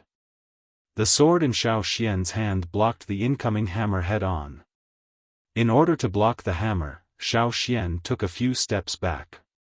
The violent force transmitted to the ground beneath his feet.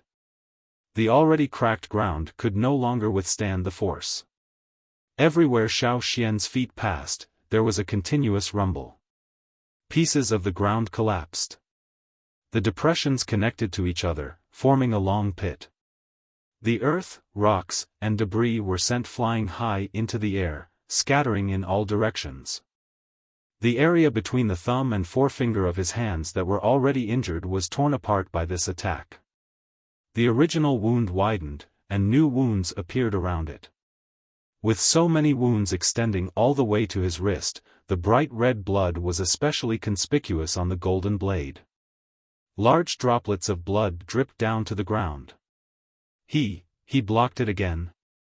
The surrounding people's mouths were wide open. They looked like they were about to swallow an eagle's egg. This time, Lubi was no longer shocked. He was terrified. Never in his wildest dreams would he have imagined that the weakest of the four, who had been carefully selected, would actually be so powerful. Compared to himself, the young man looked much weaker. How could he block his attacks twice? Lubi looked at the young man who was only a short distance away from him. He saw the totemic patterns on his body that looked like burning flames. He was definitely not from the Black Bears. Who was he?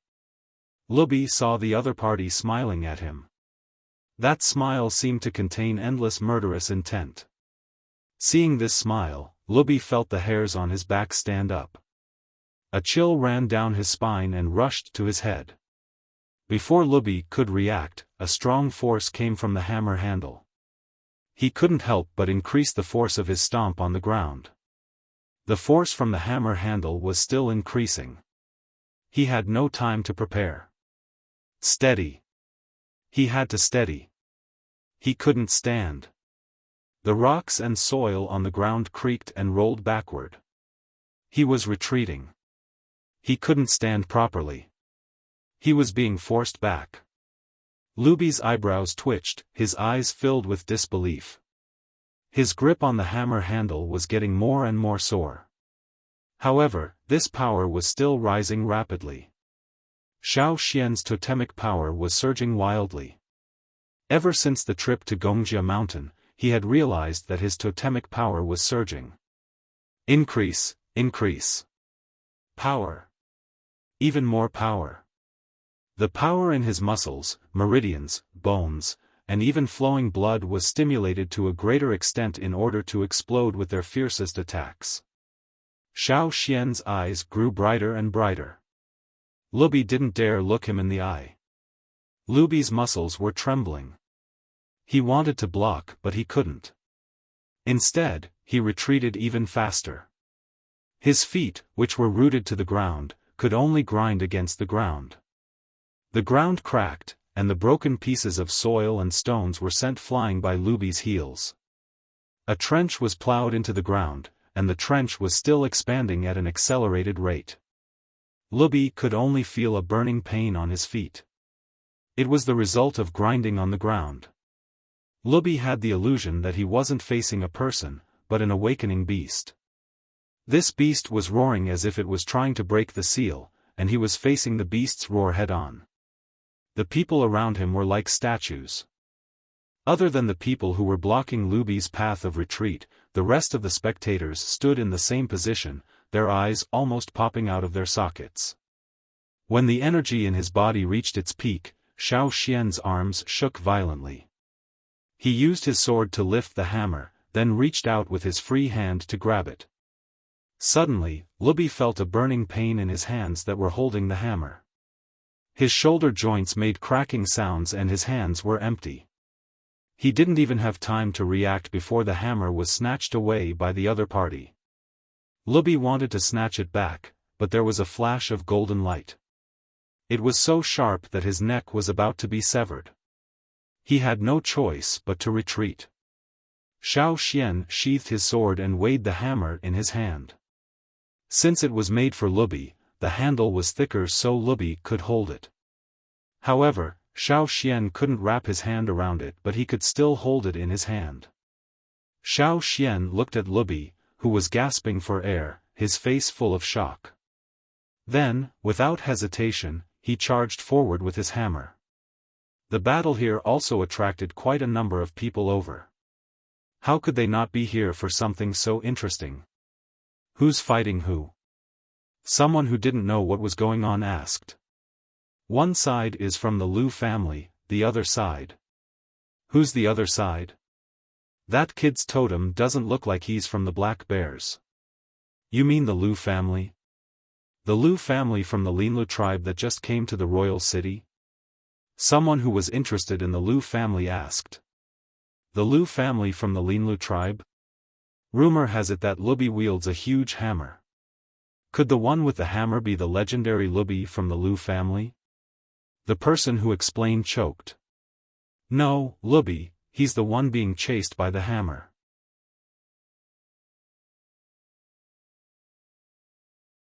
Chapter 442. That's Lubi? The royal city citizens who had run over to watch the show were shocked. The guards at the entrance of the Wuxia family were shocked too. The Linlu tribesmen who were fighting Black Bear and the rest were so shocked their legs turned to jelly. Lu Ming had felt that something was amiss earlier. When he and the other two were blocking Black Bear, they had focused all their attention on Black Bear.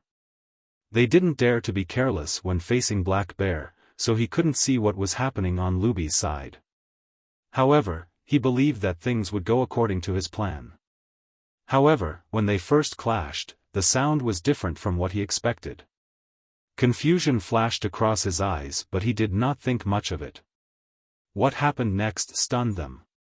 If it wasn't for Lubi, they might not have chosen Black Bear. They had always believed that Lubi would be able to stop Black Bear after taking care of the weakest one. However, who would have thought that the first target they chose for Lubi would ruin all their plans? What happened to the hammer? How did this happen? If they could not even take care of the first person, who would stop Black Bear? While he was thinking, Lu Ming was careless and was almost cut in half by Black Bear's heavy sword. He hurriedly raised his sword to block the attack. The force from the sword almost broke his arms. It was indeed a terrifying force. Black Bear was also strong. His sword slashed down, putting them under a lot of pressure. They could not stop him. Although he dodged the sword, Lu Ming could not avoid a kick to his chest. He flew backwards, spitting out blood. When he landed, his legs were weak and he fell to the ground. On the other side, there was another loud bang. Rocks and dirt fell to the ground like raindrops. Xiaofan held the long bronze hammer, watching Lubi roll away like a gourd. Lubi, who had finally stopped, ignored the pain in his body. His eyes were still filled with shock as he stared at the young man standing there. This was the first target of the Linlu tribe's plan. He never thought that his hammer would be taken away by someone else. And this person seemed to be doing it more easily than him. The muscles on Lubi's face were trembling. His face was cut by the flying stones. Blood and dirt flowed out of the wounds, making him look extremely miserable. The others wanted to help Lubi, but they were stopped by Black Bear and the other two. Seeing that Lu Ming was sent flying, the other Linlu tribesmen immediately retreated and gathered with the injured Lu Ming and Lubi. Just now, they had seen the Lu clan's people in the vicinity. They should have gone to call for reinforcements by now. This made them feel embarrassed, but at the same time, they were relieved. With reinforcements coming, Black Bear wouldn't be able to do anything to them. Guang Yi took the chipped sword and stood beside Xiaofan. Xiaofan's performance just now made Guang Yi very happy and proud. He thought to himself, as expected of an elder. I should let these people know the consequences of offending the Yanjiao tribe. Do they think the Yanjiao people are easy to bully? Seeing that Xiaofan was fine, Black Bear turned to look at the Linlu tribesman with a strange expression and smacked his lips. Black Bear knew what the Linlu tribesmen were up to. His rugged face sneered as he looked at Lu Ming and the others. How blind are you guys to pick on that kid? Idiots! However, Xiaofan did help Black Bear. If it wasn't Xiaofan, but someone else, the outcome would have been different. At the thought of the Linlu tribesmen's actions, Black Bear's anger rose again.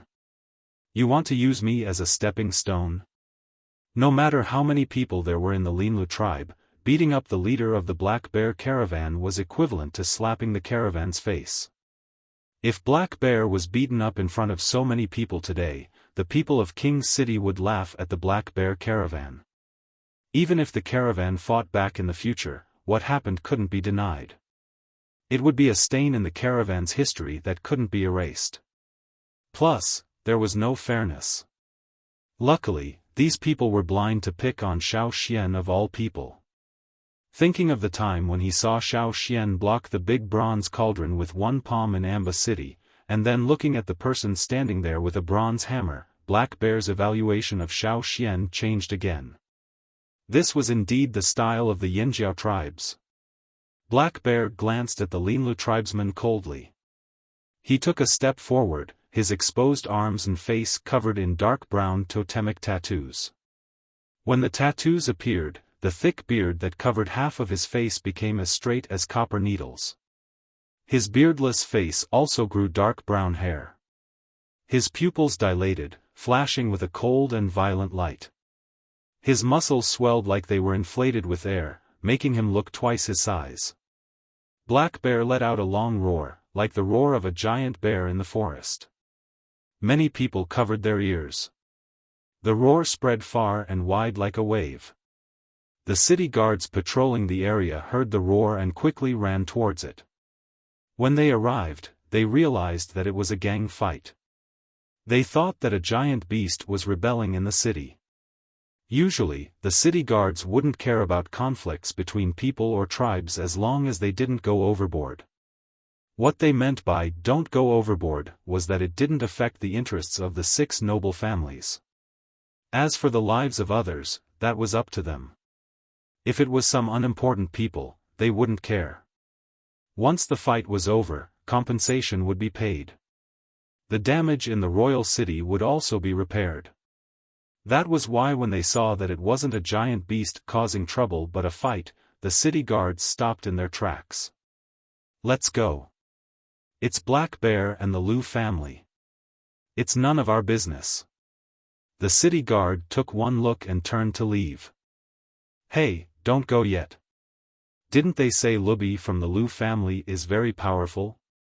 Look at the situation over there, it's different from what we imagined. The Lu family must be bragging.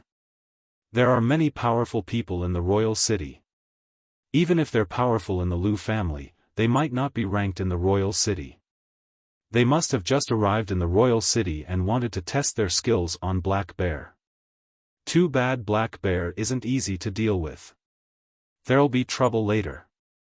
Let's not get involved. Let them fight. An older city guard said disapprovingly, plus, that's the Wuxia family's territory. They have their own guard so we don't have to do anything.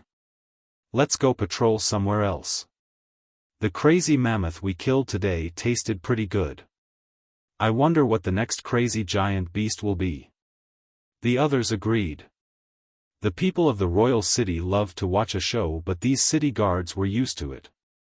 They weren't that curious. If they wanted to watch a show, they would have been here long ago. Then again, if they stayed here, they might get caught up in it. Why bother? Hence, the city guards hurried over and left in a hurry. When the Linlu tribesmen received the news, they gathered their men and rushed over. On the other side, the Black Bears who heard Black Bear's roar immediately ran out the door, rushing towards the source of the sound. The two parties met, their killing intent boiling. It looked like a fight was about to break out. The surrounding crowd retreated further away but did not leave. This was a rare opportunity. They had to watch it live. Hearing it from someone else was definitely not as satisfying as seeing it with their own eyes. The Wuxia family guards looked at each other. Their orders were that as long as the people outside did not fight their way in or damage the Wuxia family's door, they could do whatever they wanted outside. If there were too many people here to test their swords, there would be fights and they would have to compensate them. But now, the situation was getting worse. Although they were still some distance away from the door, it happened here. They had to go in and report it and ask for the master's opinion. Inside the Wuxia family's courtyard, there was an open-air round table made of bronze. A well-dressed young man sat at the table. Although he did not speak, he had an aura of calmness that could not be ignored. When a guard ran over, he slowed down when he saw the young man. He bowed slightly and planned to continue walking. The young man looked up with a frown. Although there was no anger in his eyes, the guard could clearly sense that the young man was angry. His heart tightened. "What is it?" asked the young man. The guard thought for a moment. "It's something outside. The Black Bears who came to test their swords are fighting with the Lu family. There are more and more people here now. I'm afraid something might happen." The young man's frown deepened. He was clearly unhappy about this. He had heard the commotion outside too, but his mind was on the forging room 10 steps away. He had completely ignored the commotion outside. "Where are the city guards?" The city guards came and left." The guard hung his head in silence. The young man was even more displeased, but this was how the city guards worked these days. He said, "Let them fight outside the city. There are too many of them." The guard hung his head even lower. His first purpose here was to report what was happening outside. His second purpose was to ask for help from the other guards in the Wuxia family. Then, the young man was about to say something when he heard the commotion from the forging room. He stopped talking and hurried over. "Master Heng, how was it?" Heng walked out of the forging room, looking exhausted. He wiped the sweat off his face and shook his head helplessly. The young man's expectant gaze dimmed, returning to calmness. His gaze was determined. "If that's the case, I'll continue to search until I succeed. If I still can't find it, then I'll have to." Heng sighed. "Why do you have to do this? You're willing to sacrifice yourself for a sword?" He walked to the round table, picked up the pot of warm water and poured it into his mouth. After drinking half the pot, he turned to the guard. "What happened now?" The guard was here because of the commotion outside. These days, Heng had received several reports of fighting outside. However, he had spent most of his time in the forging room. The isolation was too good, so he did not know what was going on outside. The guard repeated what he had just said. "Tell them to get lost," said Heng mercilessly.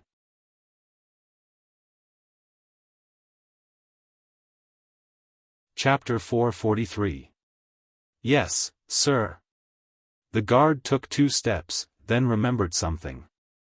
He turned back and said to Heng, "One more thing, there's a young man outside with a sword. There are cloud patterns on the sword, that cloud pattern." The guard glanced at Heng. "It looks like you left it there." When the guard saw the young man fighting Lubi take out the golden sword, he paid extra attention to it. He had worked as a guard for the Wuxia family for a long time, so he knew more about weapons than others. He could recognize cloud patterns too. That was why when Xiaofan took the sword out of its sheath, they had their eyes on it. Even though they were far away, they could see what the cloud pattern looked like. Nonsense. When did I forge a sword with cloud patterns? After returning to the royal city, other than the first few days of interaction with the Wuxia family elders, Heng spent most of his time in isolation. He was locked up in the forging room, researching. When did he forge a sword for anyone? Even if he did not give it away. He kept it in the forging room. How could it be in the hands of an outsider? It was. Wait. Heng's heart skipped a beat. He almost spat out the water in his stomach. Wait, the kid you're talking about, what does he look like? What did he look like? The guard tried to recall but realized he did not have much of an impression. He was too focused on the sword. Under Heng's gaze, the guard braced himself and said, "That kid is pretty strong. He stole Lubi's hammer and chased after him. He looks like a tribesman and the totemic patterns on his body look like flames." Heng said, "Ask him if he's Yinjiao Xiaoxian. If he is, bring him in." The young man standing at the side was already shocked when he heard the guard say someone stole Lubi's hammer and chased after him. When he heard Heng's reply, he was even more shocked. Yinjiao Xiaoxian? I've never heard of that name. Master Heng, do you know him? Did you really forge a sword for him? Asked the young man. Heng nodded. If it's really him, I gave him the sword. But when the sword was mentioned, he remembered the embarrassing incident when he chopped rocks to test his sword in the Yinjiao tribe. He had been inspired by that incident when he proposed to test his sword by chopping rocks to test his sword. However, there was no need to say those things out loud. Yinjiao, that name sounds familiar, the young man said in a low voice. That's not a person's name. It's the name of a tribe. The Yinjiao tribe, said Heng. Ah. It's them. The young man remembered. I once heard the elders of the clan mention the Yinjiao tribe. They said that every time the Yinjiao people came to the royal city, something would always happen.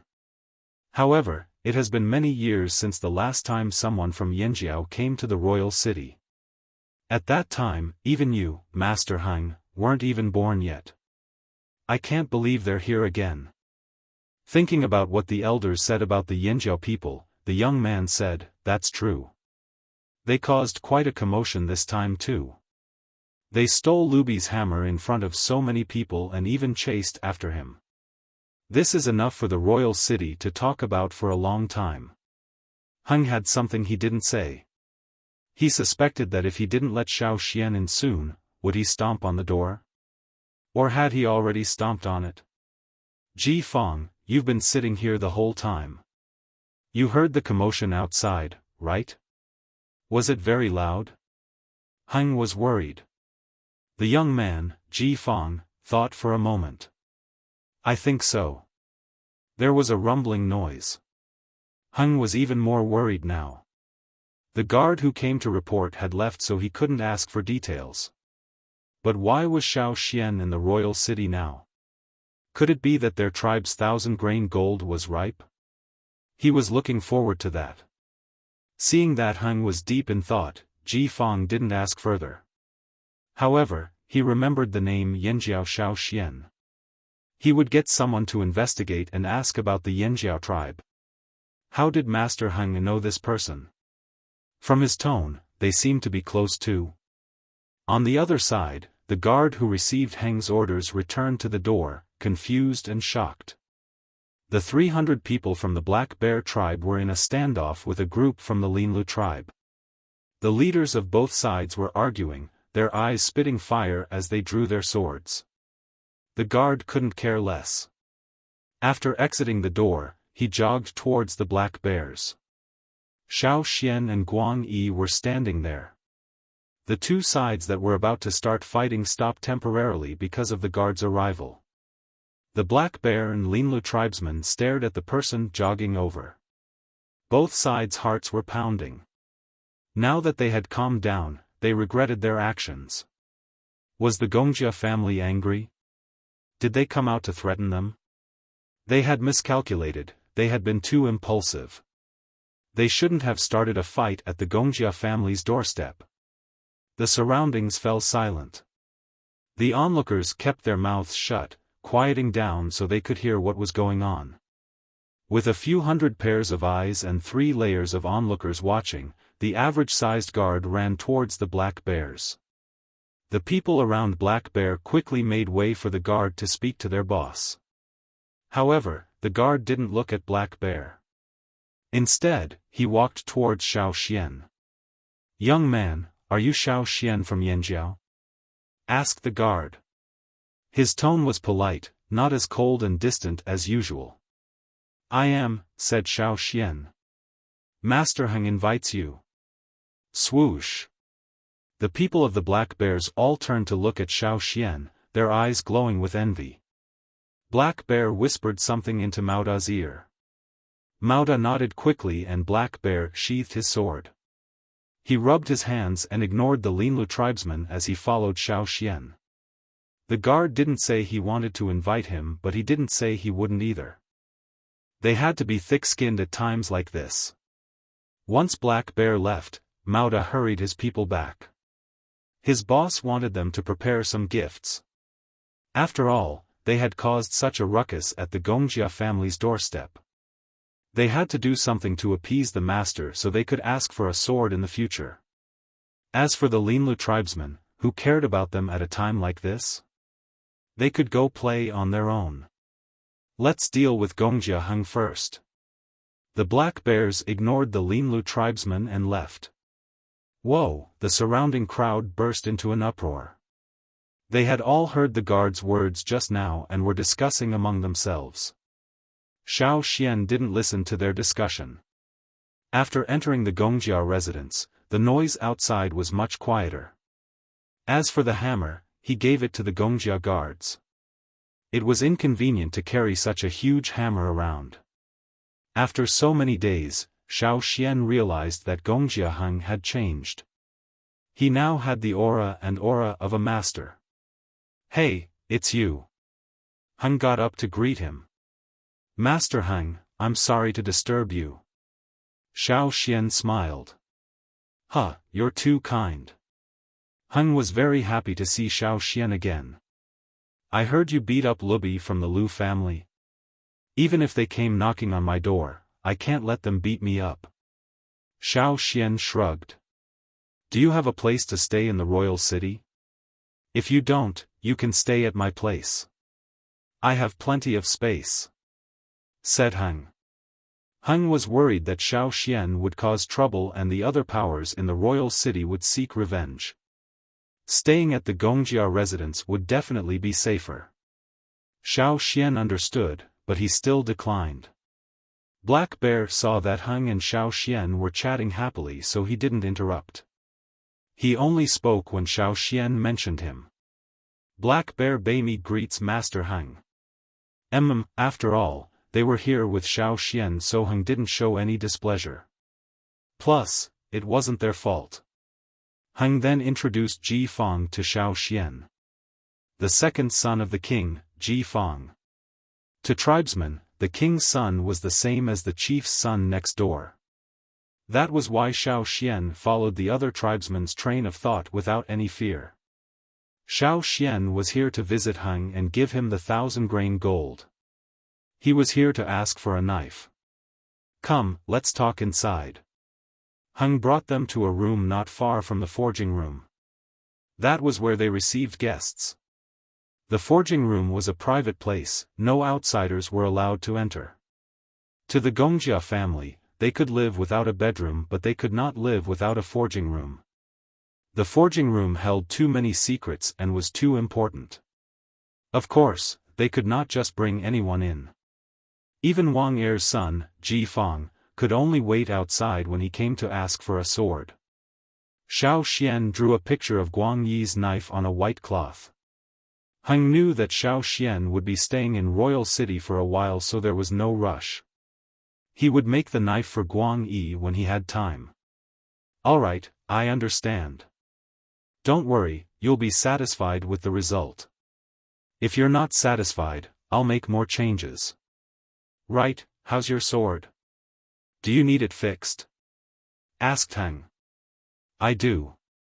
Xiaofan took out his sword. The blade was bent at an angle after he blocked two of Lubi's hammers. Leave it here too. I'll fix it for you. Heng wanted to invite Xiaofan over for a drink tomorrow. After he became a blacksmith, he received many gifts of alcohol. I can't tomorrow. I promised someone I'll be there, said Xiaofan. Who did you promise? Someone more important than me? Heng said jokingly. He was not serious, but there was pride in his tone. He had the right to be. I'll be visiting Ji tomorrow. Heng said. Go ahead. In terms of seniority, he could not compare to Ji. Although the Wuxia family had always been proud, they still acknowledged Ji's reputation. After eating golden grains for 20 years, Heng was familiar with Ji. Even Xiaofan, who was about to leave, sat back down and continued to listen. Xiaofan did not say much. After a brief conversation, he left a small animal skin bag for Heng and left. After Xiaofan left, Xiaofan looked at the animal skin bag in Heng's hand and raised his hand to snatch it. He had a feeling this had something to do with what Ji had been hiding. Unfortunately, Heng hid his hand behind his back. You want to see? No way. Xiaofan gave him a look before he left. It was best not to tell anyone.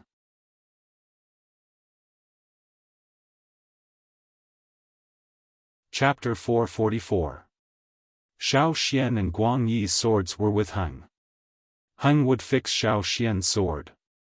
However, Heng looked at the sword with disdain. Perhaps it was due to his experience and understanding of advanced techniques that he no longer liked the original sword. He would probably make bigger changes. As for Guang Yi's sword, it was a useless sword. Heng did not even look at it. When they came out, Xiaofan and Guang Yi had brought two temporary swords from Heng. They were not very good but much better than Guang Yi's previous swords. Black Bear wanted to leave his sword there for Heng to fix, but today was not the right day. He would wait, there was no rush. Since he was able to come in and Xiaofan had mentioned the sword test, Heng knew that the next time he came would be a good time. It would be best if he could get an axe. When they came out, the hole at the entrance was being filled up. There were Black Bears and Linlu tribesmen. They split into two groups to fill up the hole, not interfering with each other. As the saying goes, the first spurt of energy, the second spurt of energy, the second spurt of energy, and the third spurt of exhaustion. They didn't fight when they were most impulsive, but now that they had calmed down, they each had their own thoughts and no longer had any thoughts of standing up. Of course, that was only because they didn't fight here and now. Perhaps not long after, they would fight to the death in other places. Both sides had sent gifts to the Wuxia family. The Linlu tribe wanted to send gifts tomorrow, but when they saw Maoda rushing back with so many gifts, they did not want to be left behind. After all, they might need the Gongjia family's help in the future in the royal city. This was especially true for Master Hang, who had just emerged this year. Even if they were not on good terms with him, they could not afford to offend him. However, Black Bear was not so worried. When he saw how familiar Hang was with Xiaoxian, he was relieved. At the same time, he was glad. They had helped the Yinjiao people because of Amba City. They did not expect to encounter something like this in the royal city. Who would have thought that the Yinjiao tribe, which had not set foot in the royal city for decades, would actually know Ji Ju and Hang Hengda? Even if the other people in the royal city forgot about the Yinjiao tribe, after today, there would be more people who would remember the tribe that had caused several sensations in the royal city. The ability of the people of the royal city to gossip should not be underestimated. After visiting Gongjia Hang, Xiaoxian prepared a change of clothes. He also sold 2 bags of the grains he got from Ji Ju to the Black Bears. He still had some gold leaves with him. The next morning, Xiaoxian, Guang Yi and Black Bear went to golden grain fields again. Last time, it was mentioned that Xiaoxian should stay at the fields for a while so he would not attract attention if he ran around every day.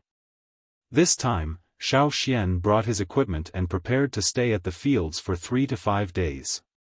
He wanted to see how Ji Ju's fields worked, learn more about the crops and the customs here. Black Bear was here to make himself known. At the same time, he wanted to borrow Xiaoxian's reputation to get some newly harvested grains from the steward. He could not stay at the fields for too long. Ji Ju did not invite him and he knew that. That was why after he followed Xiaoxian to the fields and made a deal with the steward, Black Bear left happily. Ji Ju did not usually manage the trade. If he had to do everything himself, why would he need so many stewards? That was why he was only in charge of the farming and left the trading to the stewards. Outsiders wanted to get their hands on golden grain? Sure, go find the steward, flatter him and bribe him. That was why the steward of the golden grain fields had such a high status. In the field, the harvest in autumn was the most abundant. Although there were crops harvested in other seasons, they were relatively less. At this time, the field had already harvested a batch of millets. The immature ones had matured one after another.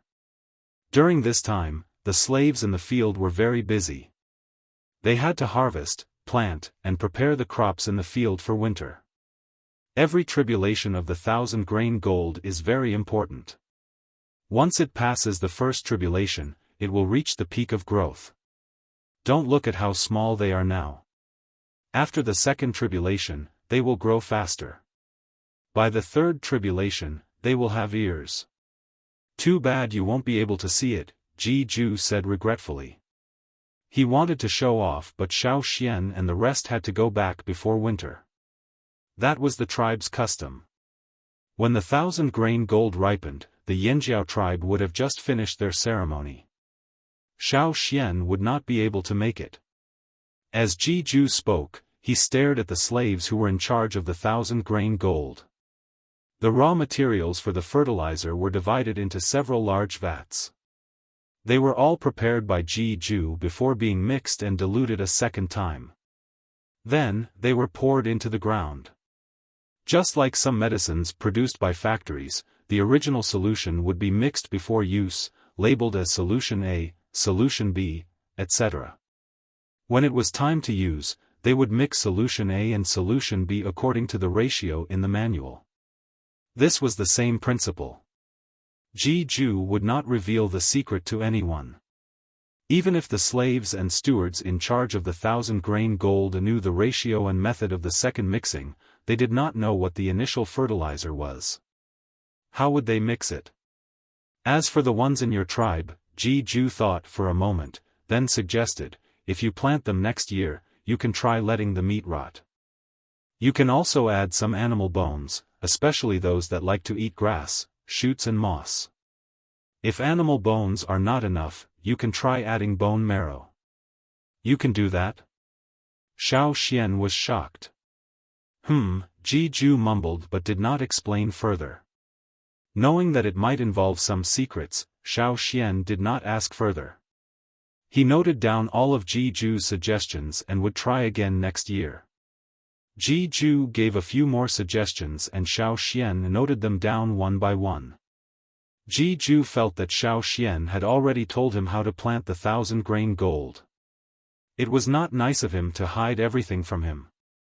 That was why even though Jiju did not reveal the secret of the 1,000-grain gold, other than giving some suggestions, he also told Xiaofan many other ways to plant other grains.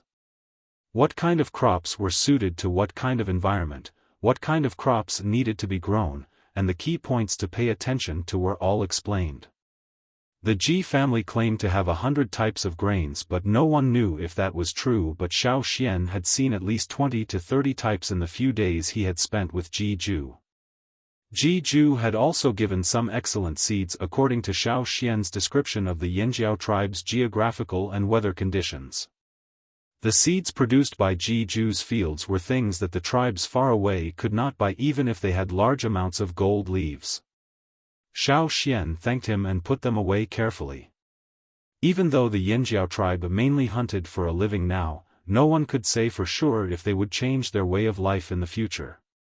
If there was a chance to go back to the other side of the sea, he could also bring back the seeds here. Many fields had been reclaimed at the old haunt. When Jiju introduced the grains to Xiaofan, the steward would often pick out the best of the newly harvested grains and put them in a few pots for Jiju to see. When Jiju picked one, someone would take the pot with the new grain. "What are the grains for?" Xiaofan asked. "They will be made into grave goods," Jiju answered. "Grave goods? For whom?" "For me, of course." Jiju did not think there was anything wrong with saying this. Our Ji family is buried with grains. When the Ji family was in its most difficult times, with countless natural disasters and no harvest, we went to our ancestors' tombs to retrieve the grains that had been sealed away for emergency use. Ever since I obtained my own fief, every year when I harvest new grains, I will choose the best ones and store them away. On the day I leave, I will bring the jars with the grains sealed in them into the tomb. That way, I will be able to answer to my ancestors. In the future, if the descendants of the Ji family meet with any natural disasters, I would be able to help them. Xiaofan. You're still alive and well, but you're already thinking about your death. However, what Jiju said was something that many Ji family members would do. The Ji family had stopped cremation a long time ago. Even some of the younger generation would carefully store the grains after getting them. This was a tradition passed down from generation to generation. As for why they used earthen jars instead of bronze, it was because many bronze wares would rust over time unless they were specially treated. However, not everyone had the skills and confidence to do so. Thus, the Ji family had a habit of using earthen jars to store grain. The bronze wares were just one of the funerary objects. Perhaps to others, the exquisite bronze wares were the most important funerary objects. However, in reality, the Ji family's tombs were filled with various jars and urns filled with grains. That was the most important thing. Some would be sealed with the Ji family's secret technique to preserve them for a long time. Some would remain intact even after thousands of years. Some would be left unsealed in alms bowls for their dead selves. The symbolism was that after death, they would still have grains to eat and would not starve. If the later generations entered the tombs of their ancestors and saw that the unsealed urns or jars were filled with decayed grain husks or even decayed grayish-white grain powder, they would put some new grains in them as a sign of respect. Some dared to think about the Ji family's tombs, but unfortunately, no one knew where it was. The people who went to look for him, searched and searched, but they never saw him again. Jiju brought Xiaofan to see the different types of grains in the golden grain fields. When he saw that the 1,000-grain gold had successfully passed the second calamity, he felt a huge weight lifted off his chest and was in the mood to bring Xiaofan out for a walk. Recently, it was the peak harvest season for the slave owners' fields. To avoid trouble, they sealed off the roads so Xiaofan did not see anyone loitering outside the fields. Walking out of the fields, Xiaofan saw some new crops in other fields. One of them looked like an upside-down corn cob. It was as tall as a person and there was only one stalk. It was similar to some of the plants he had seen in the wild, but the ones in the fields were domesticated and could be eaten.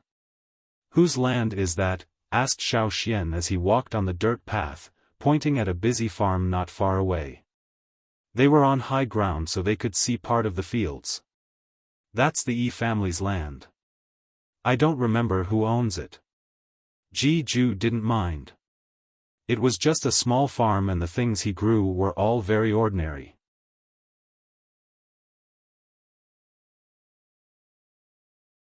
Chapter 445. The farmstead in front was not far from Ji-ju's golden grain farmstead. The fences around the farmstead were not tall, only about the height of a person. It was close to the average height of a person in the royal city. If one did not want to look, they could not see it. If they wanted to, they just had to stand on their tiptoes or step on a small rock. Even if they did not stand on their tiptoes, they could still see through the gaps between the fences because the gaps between the fences were not small. All in all, the fences around the farmstead were perfunctory, but they served their purpose. Even though this farmstead was adjacent to the golden grain farmstead, no one usually paid attention to it. One reason was that the farmstead was too small. The people here were rich in land and the land was vast. With such a small plot of land, it was obvious that the owner was not a big shot. People who passed by did not want to waste their energy on it. Secondly, and most importantly, the crops in this farmstead were of poor quality. Almost everyone who looked inside would shake their heads and not pay attention to it anymore. Over time, no one remembered who owned this farmstead. They would not even give it a second glance as they passed by. With such a small plot of land, one could see the end of it at a glance.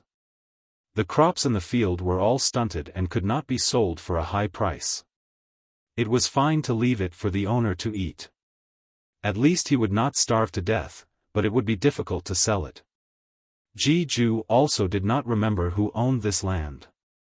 He only knew that it belonged to the Yi family. However, this farmstead was too small. In his memory, it seemed to have changed owners several times. He remembered that there were 2 wells in this farm. One had dried up, and the other was barely maintaining the farm. The weather in the past few years had been rather dry, and the crops in the farm had not been growing well. The frequent changes in owners were also due to the wells. He just did not know which unlucky person from the Yi family had taken over. The Yi family. Tsk, Ji-ju shook his head. Xiaofan could feel the unspoken words from what Ji-ju had said in the past. In Ji-ju's opinion, the Yi family was not suited for this. They could do divination on the street but not in the fields. They did not have the talent. Moreover, the Yi family was full of lunatics. Some of them were not strong. On cold days, they could stare at the dark sky for an entire night. Then, they would be half dead and bedridden for a few days. How could their bodies withstand the cold wind? He was courting death. The Yi family was the most suicidal of the 6 aristocrats. There were also some who sat with blank eyes. Then, as if they had thought of something, they would suddenly laugh out loud or suddenly grieve. It was frightening. Ji-ju recalled the usual behavior of the Yi family members he knew and could only shake his head helplessly. He could not understand. However, the fact that the Yi family was able to become one of the aristocrats of the 6 tribes meant that they had their own capabilities. The Yi family didn't develop their muscles or bones, but their brains. Some people could observe the heavens and earth, some could predict good or bad luck, and some had other talents. If the Yi family really wanted to scheme, they could dig a hole without a shovel and kill without a knife. This was also why many people were in awe of the Yi family. However, Ji-ju was not afraid of the Yi family. Other than the few people in the Yi family who were truly capable, the rest of them could scare off those who did not know the truth. But if they were to put on airs in front of him, he directly ordered people to take care of him with sticks. "Why, are you curious about the Yi family?" asked Ji-ju. Many remote tribes came to the royal city and were always curious about the Yi family. "A little. I think they're quite mysterious," said Xiaofan. "What's there to be mysterious about? They're just putting on an act." Ji-ju did not think much of it. However, Xiaofan was not curious because he heard that the field belonged to the Yi family. He was just curious because he saw the scene in the field.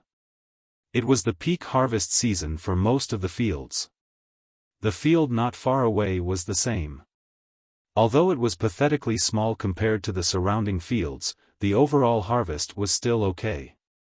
The slaves in the field carried their bags to an open space in the field.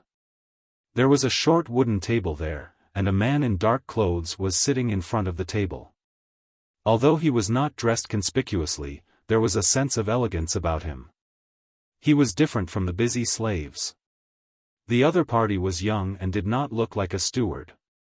At this time, he was sitting at the table, holding a pen and writing something on a cloth. The slaves carried their bags and reported to him, then left for the warehouse. He was probably counting. This was nothing. Xiaofan was curious about the movements of his other hand. He saw that on his other hand, 4 fingers were slightly bent and the tip of his thumb was moving back and forth between the knuckles of the other 4 fingers. "Come, let's go take a look. You can't even farm like this." Ji-ju walked over. He had also seen the crops planted in the field.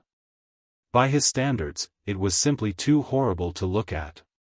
He had only gone over to say a few words, but he felt uneasy. The person sitting in his field was counting the harvest and sighing. When he heard the report, he quickly put down his pen and walked over to greet him. "I am from the Yi family, EC. Why are you here?" EC bowed respectfully and looked at Ji-ju in surprise. "Why, can't I come?" No, you're welcome." EC asked someone to bring a chair over for Ji-ju. "No need, I'll leave after a while." Ji-ju waved his hand. When he saw the crops in the field, his anger flared again. "What kind of land is this? I can't stand it." EC thought, what kind of land is this if you can stand it? But he still listened humbly. The moment Ji-ju opened his mouth, he went on and on about which plots of land were too densely planted, which plots of land were too sparsely planted, which plots of land were severely lacking in water, and that soil, was that even soil? It was as hard as a rock. EC listened silently with his head lowered. When Ji-ju finished, EC smiled helplessly. There are indeed many shortcomings. But he didn't plant this land. His father was the one looking after it. He was only here to help count. This piece of land was not good, not only because of the well, but also because of the soil quality. They didn't know what had been planted in the past, but it had changed the soil quality. They couldn't restore it and the crops they planted were poor for 2 years. Even with the Ji family's guidance, they were not cut out for this. The harvest could barely sustain them. Poor. Ji-ju was angry at this person's lack of improvement. But since he wasn't from the Ji family, he didn't want to say more. Fortunately, he wasn't from the Ji family. If he was, he would probably die from anger. Ji-ju snorted and stopped talking. He motioned for EC to continue with his work while he walked towards the well nearby to check on the situation.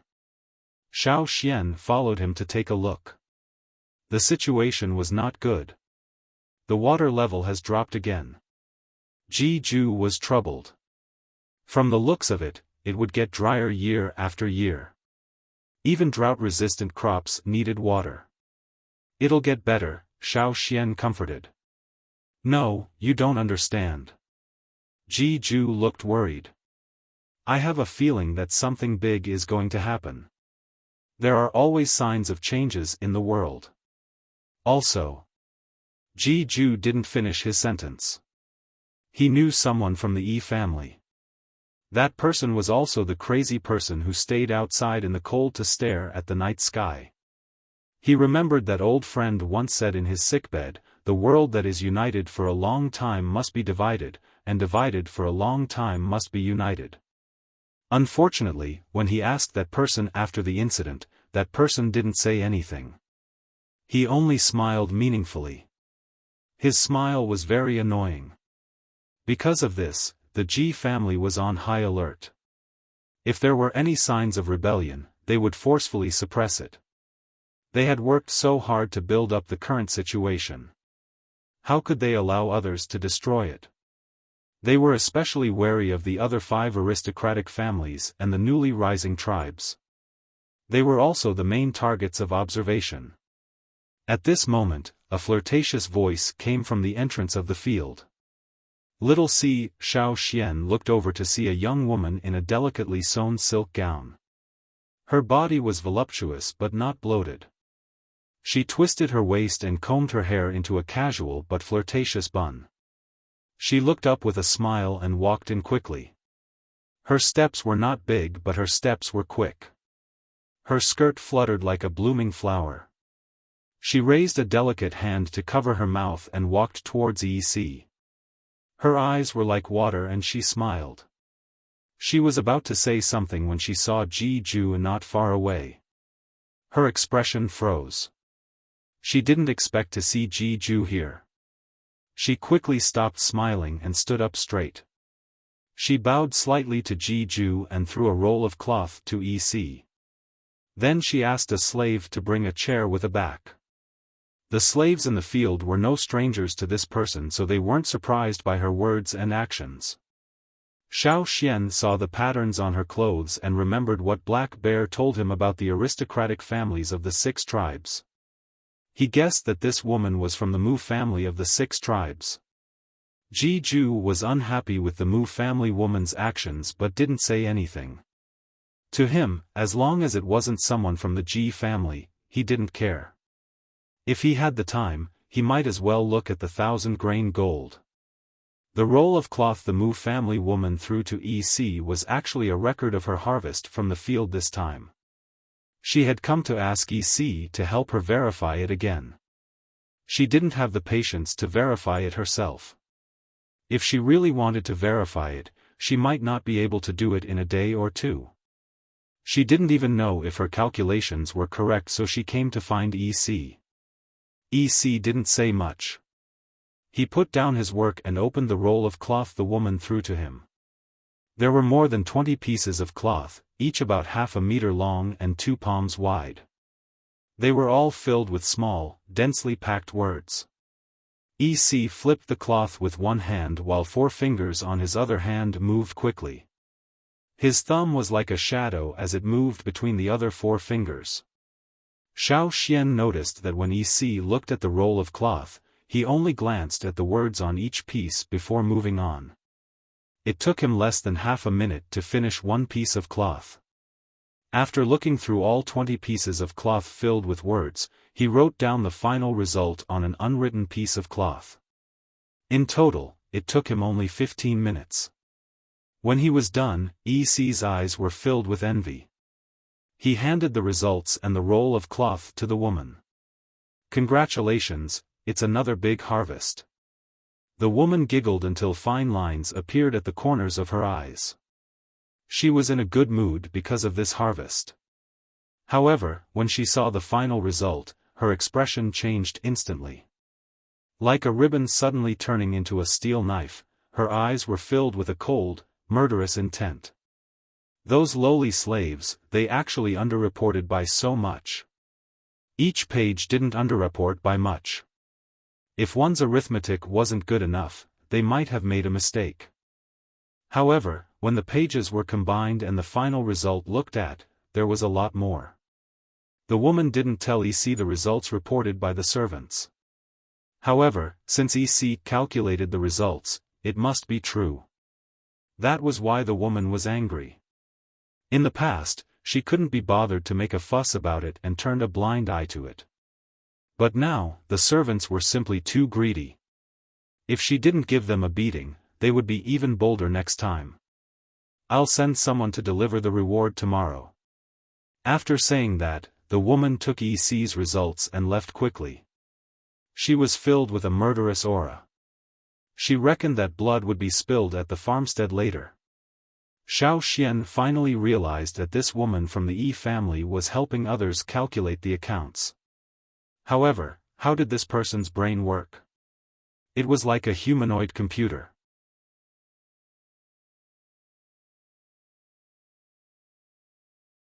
Chapter 446. EC was usually not at the farm, but he would definitely come here at this time every year.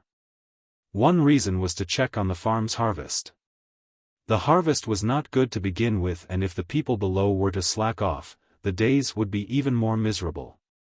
However, EC's main purpose for coming to the farm at this time was not his own farm but to catch up with the harvest and earn some extra money. He calculated quickly. Not everyone had this kind of talent. Therefore, after accidentally helping the neighboring farm, EC's reputation spread among the farm masters. At this time, the farm masters who were impatient with their own farm inspection would come to EC for help. In any case, EC used a short amount of time and was highly efficient. His accuracy was almost 100% and he only needed to pay some remuneration. It saved a lot of time and allowed the farm masters to catch evidence of their subordinates lying in the shortest time possible. Why not? To be honest, EC's extra income at this time of year was not much less than his own farms. The woman from the Mu family was the owner of a nearby farm and was one of EC's sources of income. Not long after she left, someone came to look for EC. No wonder he had set the table here and looked like he was going to do something big. This way, people who entered the farm could easily find him and it would be convenient for them to accept work. Ji-ju did not stay at EC's farm for long. After seeing the situation with the well water, he went to the other farms to ask. Sure enough, every farm was in the same situation. The water in the well was decreasing every year. If the weather remained the same, it would be difficult to continue. Now, only EC's small farm with few wells was a little more difficult, but in a year or two, there would be more people in trouble. He had thought that finding some drought-resistant crops would be able to ease the situation, but now it seemed that there was still no solution. When Ji-ju returned, he was very quiet and was not in a good mood. The chief steward did not understand why and only found out when Xiaofan whispered to him. The chief steward thanked Xiaofan gratefully and then hurried to get some medicinal tea for Ji-ju. At the same time, he was thinking about how to persuade the farm master. Ji-ju was their golden thigh. If Ji-ju fell ill from thinking too much and something happened to him, how would the stewards live in the future? According to Xiaofan's knowledge, there was a river not far from the royal city. The royal city had dug a canal to bring the river in years ago, but the canal might not be able to solve everything. After all, the farms outside the city were too spread out, and if there was a drought, the canal would dry up. Also, Xiaofan felt that this was not the only thing Ji-ju was worried about. There were other things that Ji-ju just did not want to tell him. Seeing that Ji-ju was not willing to talk, Xiaofan did not continue asking. He and Guang Yi had already stayed here for many days. They had seen the 1,000-grain gold grow again after passing the second tribulation. They had also identified many useful crops and obtained precious seeds. Xiaofan planned to leave. There was nothing to do even if he continued to disturb them. However, before he left, there was something he needed to settle. The next day, Ji-ju locked himself in his room in Qingmong Palace and did not come out. Xiaofan went out on his own. The guards at the gates already knew Xiaofan and did not stop him when Xiaofan said he was just going out for a walk. Xiaofan went straight to EC's farm. EC had just finished checking a thick roll of cloth for someone. Beside it were 5 burlap bags filled with grains. This was his reward. A large man with an oily face took the roll of cloth and left with a dark expression. He must have found out that his subordinates were greedy. His footsteps were filled with the smell of blood. When he saw Xiaofan enter, EC only glanced up without much enthusiasm. "What's wrong? Is the owner of the Golden Grain Farm not here today?" "No, I have something to ask you," said Xiaofan. "Oh? I don't do things without a reward." EC raised an eyebrow. "If you can solve it, of course there will be a reward." Hearing that, EC finally looked at Xiaofan. "Tell me, what is it? How much do you need me to calculate? Or do you want to change the accounts?" "None of those." As he spoke, Xiaofan took out a small piece of light-colored linen cloth. There were 2 concentric circles drawn with paint on the cloth. There were also some symbols and lines on the drawing. This was the diagram of the circles left behind by the Yi family that Xiaofan had copied from the walls of Wuxia Valley. However, he had broken down the complicated diagram and simplified it before drawing it on the cloth. Now, he was showing it to EC. He could not understand these diagrams left behind by the Yi family, so he could not deduce what he wanted from the diagram. However, he saw that EC was very talented in calculations yesterday. He also did not seem to have much ambition. According to what he heard from the steward of the golden grain fields yesterday, EC's family was only a marginal part of the Yi family. Otherwise, they would not have been able to survive in such a small field with poor soil quality and only one working well. Also, EC could not perform divination, so he could not survive in the royal city's divination street. He could only use his talent to earn money. EC saw that Xiaofan had only taken out 1 piece of cloth. He was surprised. Just 1 piece? That was easy.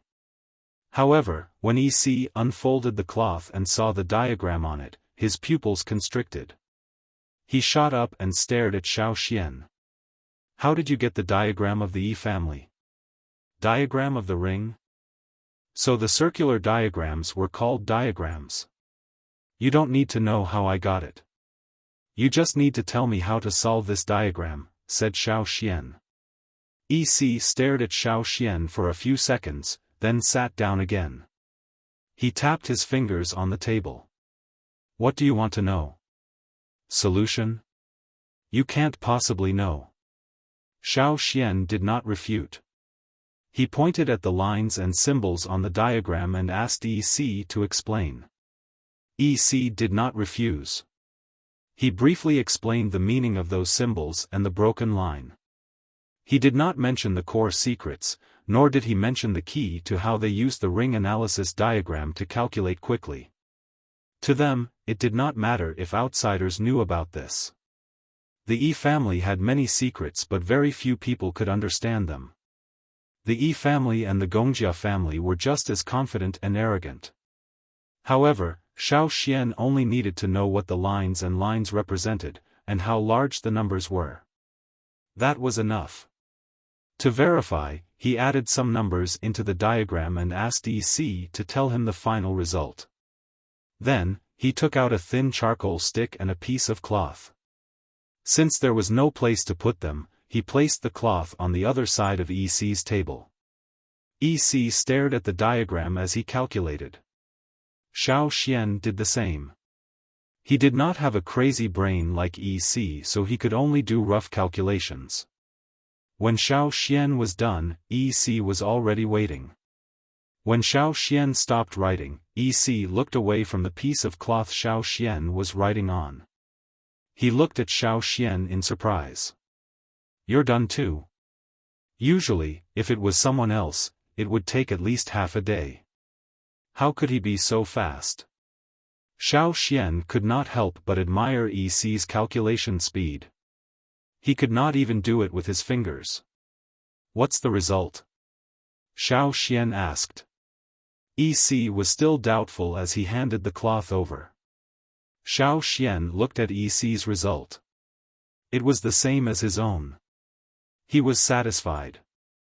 Although he was slower than EC, he just needed to understand how the ring analysis worked. He could also copy the complicated diagram from the mountain wall. You really calculated it? EC was shocked.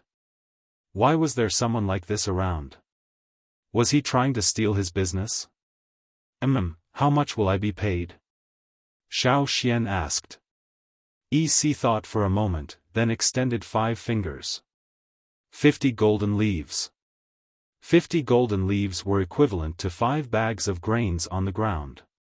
However, if you can tell me how you calculated it, I won't take the reward. EC said, you just need to tell me the rough method you used. You don't need to tell me the details. Xiaofan counted 50 golden leaves and put them on the table. He then collected several pieces of cloth and turned to leave. Wait! EC called out.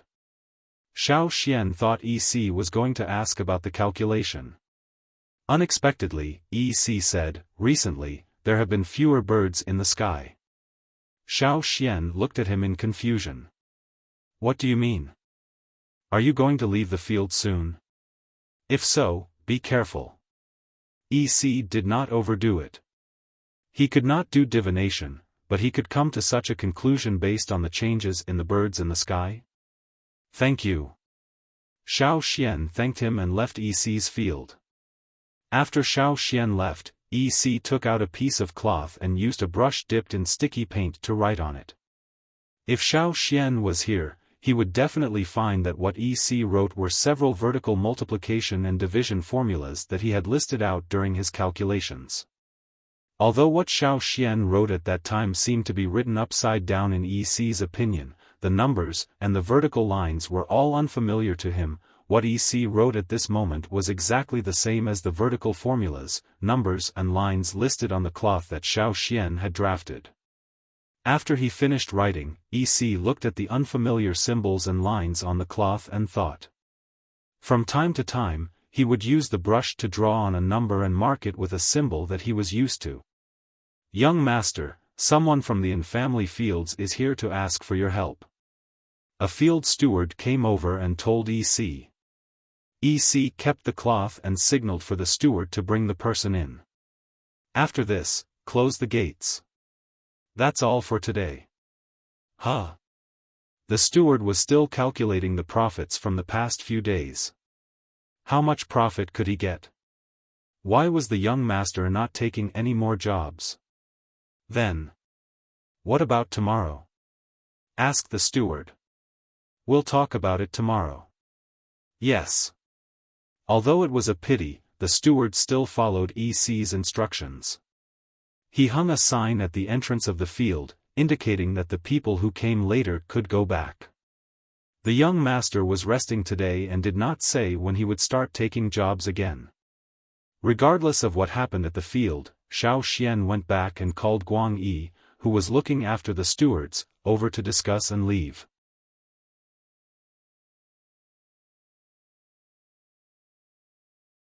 Chapter 447. After packing up, Xiaofan bid farewell to Jiju and left with Guang Yi with the seeds Jiju gave them. Jiju was busy with something in the house. He only showed his face for a short while before going into seclusion again. The butler prepared a bullock cart for Xiaofan. There were few horses in the fields but some cows. They were the ones who transported the grains to the royal city. The cow the butler brought out was the one used to transport the grains. There's no driver? Xiaofan was surprised. The butler only brought a wooden cart with a yellow cow pulling it. There were 4 carriages with tents at the back. There was no driver on the cart. There's no need for a driver. The butler smiled. After sending you here, it will come back. Aren't you afraid someone will take it away? Xiaofan asked. Who would dare? The butler was confident. It has the mark of the golden grain fields on it. Even if it gets lost, there will be many people fighting to send it back. No one will dare to touch this cart, let alone take it away. As if it was responding to the chief steward's words, the yellow cow even mooed. "All right, thank you, chief steward." After saying goodbye, Xiaoxian and Guang Yi got on the cart. After settling down, the yellow cow drove off on its own. On the dirt road, there was no one in front, so it sped up. Even if there were people, they would move aside when they saw the obvious mark on the cow. Guang Yi looked enviously at the cow pulling the cart. "If only our tribe had something like that. There will be." Xiaoxian remembered the cows used to pull carts in the tribe on the other side of the sea. However, this was not the time to reminisce.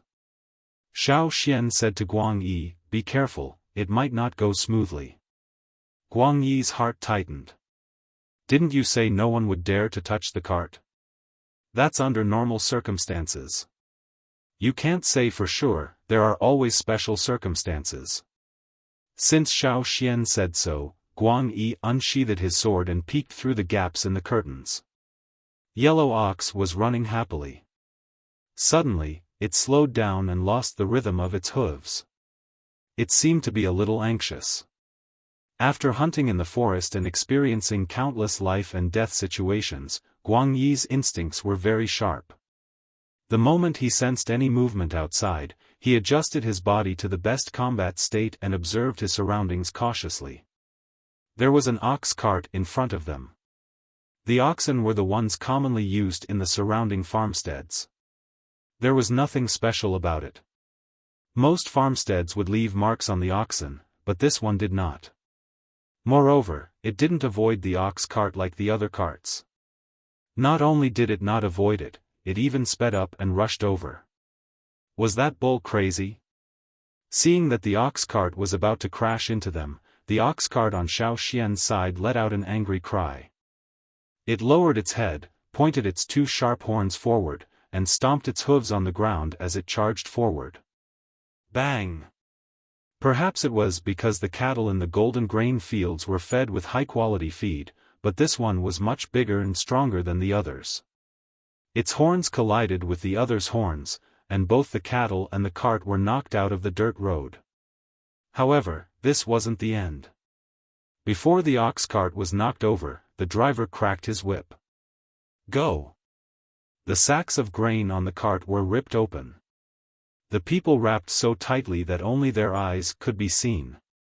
Their eyes were like tigers and wolves, and they held unmarked knives and swords in their hands as they charged towards Xiaoxian.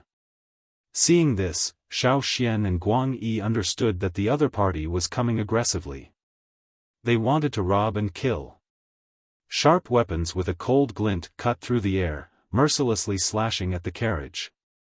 The sound of the cloth on the carriage being ripped apart, the sound of the carriage being split open, and a series of different sounds combined into one. It was like a sudden storm, fierce and violent, not giving them any time to breathe. Clang! Crack! The carriage couldn't withstand the sudden attack of so many people. It exploded into pieces and fell to the ground. Only the metal wheels of the carriage rolled on the dirt road until they reached the ditch on the side. Yellow Ox was startled by the sudden turn of events. It let out another long cry after knocking away the other party's cart. Moo! If this was any other place, the ox would have been killed long ago. However, here, none of the robbers touched the ox. Their goal was clear. They were going for the people on the carriage. When Xiaoxian and Guang Yi were ambushed, they rushed out from two different directions. The wooden planks of the carriage under their feet were smashed into pieces. The sword drew a bright light in the air, screaming like a wild beast as it collided with one of the robbers' knives. Clang! The knife in the robber's hand broke, the broken half flying into the air. Although Xiaoxian's sword was not as good as the previous one, it was still a gift from Heng. Even if it was not made by Heng himself but by other Gongjia family craftsmen, the quality was still better than a normal sword. Xiaoxian's sword was fast and powerful. It broke the robber's knife in half. However, Xiaoxian's sword was chipped. He didn't look, didn't stop, and sliced the neck of the robber who was about to ambush them. Scarlet blood sprayed out, splashing onto the bodies of the other assassins. However, they didn't feel any fear just because one person died, nor did they feel any regret or sorrow. They were like heartless killers. Guang Yi's face was dark. He didn't hold back at all. He didn't care who sent them, or which faction they belonged to. Since they wanted to steal their goods, they couldn't blame him for being ruthless. This was what he used to deal with when he led a team on a trade trip. Not to mention, the enemy was coming at them aggressively, each strike deadly. Guang Yi's first strike sent the person flying. Before the opponent could attack again, Guang Yi's second strike came, cutting off the opponent's arm. He wanted to cut the person in half, but there were too many people around. Guang Yi's strike did not achieve the desired effect. He flipped over and kicked the person behind him. He was anxious too. One was Xiaofan's safety. Another was the seeds Xiaofan had with him. They were all good seeds from Jiju. They were very rare. Could it be that the robber's target was the seeds? Or maybe, the 1,000-grain gold? Of the 11 robbers, 2 were crippled and 1 was dead. The remaining 8 continued to surround Xiaofan and Guang Yi. Of the 4 robbers surrounding Guang Yi, one of them charged towards Xiaofan. A cold light pierced through his waist. If not for Xiaofan's quick reaction, he would have been impaled. However, even if Xiaofan dodged, the rope of the pouch hanging from his waist was cut. Before Xiaofan could snatch the animal skin bag that flew out, a few more silhouettes appeared and blocked Xiaofan's path. The bag that flew out was knocked away by one of the silhouettes with a sword and landed in another person's hand. Not far away, a cart carrying crops passed by. It was a cart carrying crops from the fields to the royal city. There were even guards beside the cart. There were a lot of caravans like this recently. No matter who they were, if they saw the golden grain fields cart in trouble, they would definitely help. Go! Seeing that there were people coming, the robbers stopped fighting. They abandoned the wooden cart and the half-dead cart and quickly retreated. Their movements were as fast as lightning. In the blink of an eye, they were quite a distance away. When the caravan on the dirt road arrived, the robbers were already gone. Guang Yi wanted to chase after Xiaofan's pouch but was stopped by Xiaofan. Let them take it if they want. Don't chase. But, inside the pouch, there are no seeds or 1,000-grain gold inside, said Xiaofan. Isn't that the pouch you always carry? Guang Yi was confused. Yes, but it's just a pouch. I've already changed the things inside. Guang Yi calmed down. If it's not seeds or 1,000-grain gold, then what's in the pouch? Something good from the manager before we left, said Xiaofan. At the golden grain fields, Jiju's yellow earth wanted to run out when it heard the bull's cry. As the boss, it had to protect its underling when it was being bullied. If it wasn't for Jiju who came out to eat, the gates of the fields would have been smashed open by the giant bull. He didn't let yellow earth out, but Jiju asked the manager to send people over to check on the situation. How dare they rob the golden grain farm's carriage? The manager was furious. He had just promised Xiaofan not long ago and now something had happened. It was like a slap to his face. However, by the time the head manager sent people over, the other party had already seen that the situation was not good and had fled. If it wasn't for the mess on the ground and the bull's cries, he would have thought nothing had happened. They didn't find any clues on the dead culprit. In an inconspicuous courtyard in the royal city, 2 guards rushed into a house. Young Lord Yen and the others. Before the guard could finish speaking, the sound of hurried footsteps could be heard. With a bang, the door was kicked open. Ji Yen, what do you want? Ji Jing shouted angrily when she saw the intruder. The people beside her also stepped forward to protect Ji Jing. Ji Yen looked at the people beside Ji Jing and stared straight at her. You sent people to steal Xiao Xian's pouch during the road closure? Panic flashed across Ji Jing's eyes, but she quickly calmed down. What nonsense are you talking about? I didn't send anyone. You didn't touch your own people. You borrowed someone else's hand. Don't talk about me. Aren't you eyeing that pouch too? How else would you know the situation over there? While the two of them were arguing, another person rushed in from outside, still gasping for breath. Ji Jing's eyes lit up when she saw the person. However, before she could say anything, Ji Yan reached out and snatched the pouch hidden in the person's robe. Ji Yan, how dare you steal my stuff? Ji Jing brought the people beside her over to fight for it. While the two sides were fighting over the pouch, someone grabbed the rope tied to the mouth of the pouch and pulled. Bang! The contents of the pouch spilled out like a cannon. The small room was instantly filled with the pungent smell of organic fertilizer, and the powder was sprinkled on everyone's body. There was a strong smell of nature in the air.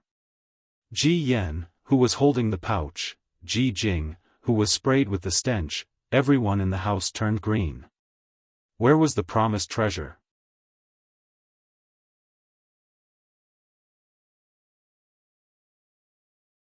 Chapter 448. Everyone in the room had mixed feelings. Ji Yan froze with the bag. No matter how stupid he was, he knew he had been played. It wasn't just him who wanted to play the mantis stalking the cicada, unaware of the oriole behind. The planner and executor of this incident were all fooled. He threw the bag in his hand in disdain at the equally shocked Ji Jing in front of him. Holding his breath, Ji Yan left with his men in large strides. They also had fields outside King City, but they were used to enjoying life since they were young and rarely went to their own fields. Even if they did go, they would not do it themselves. They would just watch others farm and sit in King City to count the results. If it were not for the secret that Ji Ju had been hiding, they would not have gone to the fields previously. They would avoid the smelly fertilizer and had never been treated like this before. After Ji Yan left with a cold expression, Ji Jing smashed everything in the room that could be smashed. After she was done, she remembered why she was smashing things in this smelly room. So she changed to a clean room and continued to vent. When she was almost done, she called Wuxia over and gave him a good scolding. Wuxia was the driver of Ji Jing's carriage when she went to the golden grain fields. At the time, Wuxia was trying to please Ji Jing, but unexpectedly, he ran into Xiao Xian and Black Bear. This time, because of the Lu family's Lubi being beaten up, Wuxia heard from his tribesmen that the Lu family was thinking of revenge. Then Ji Jing gave him a mission. So he went to find some people. These people would do things for money and had already formed a group. They were tight-lipped and wouldn't leak information about their customers. They had met before the Lu family moved to the royal city and moved to the royal city together. So when Ji Jing gave them a mission, Wuxia went to find them. With Ji Jing around and a generous reward, these people were happy to do it. Ji Jing only wanted the animal skin bag Xiao Xian carried around, but Wuxia had ordered his men to kill Xiao Xian because of Lubi. But who would have thought that after losing one and injuring several others, not only did they fail to kill the person, even the bag that they snatched back turned into a poop bag? It was no wonder that Ji Jing would be angry. Even Wuxia was holding back his anger. Running into those people again and again, they were unlucky. It was simply a disaster. After smashing things and cursing to her heart's content, Ji Jing led her subordinates back. She had to clean up the stench on her body.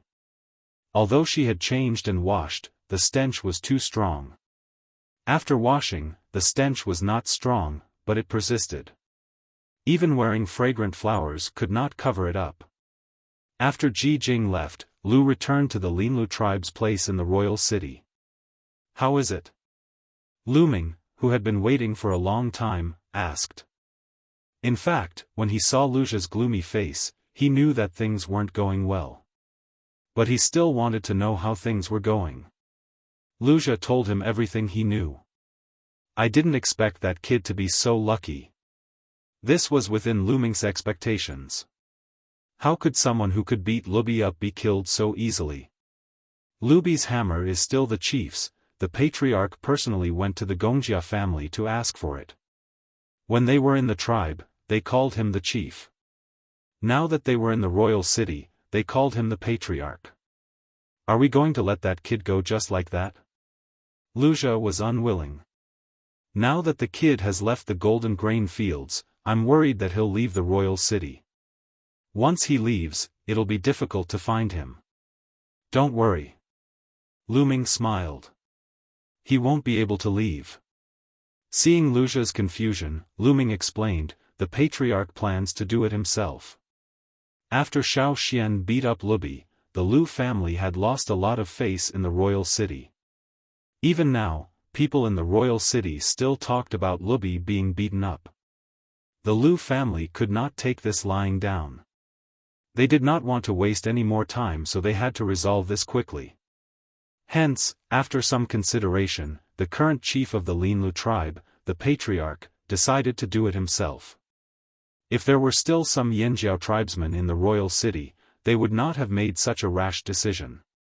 After all, based on past experience, the Yanjiao tribesmen were not easy to deal with. Even the aristocrats of the 6 tribes had suffered losses. However, they now knew that there were only 2 Yanjiao tribesmen in the royal city.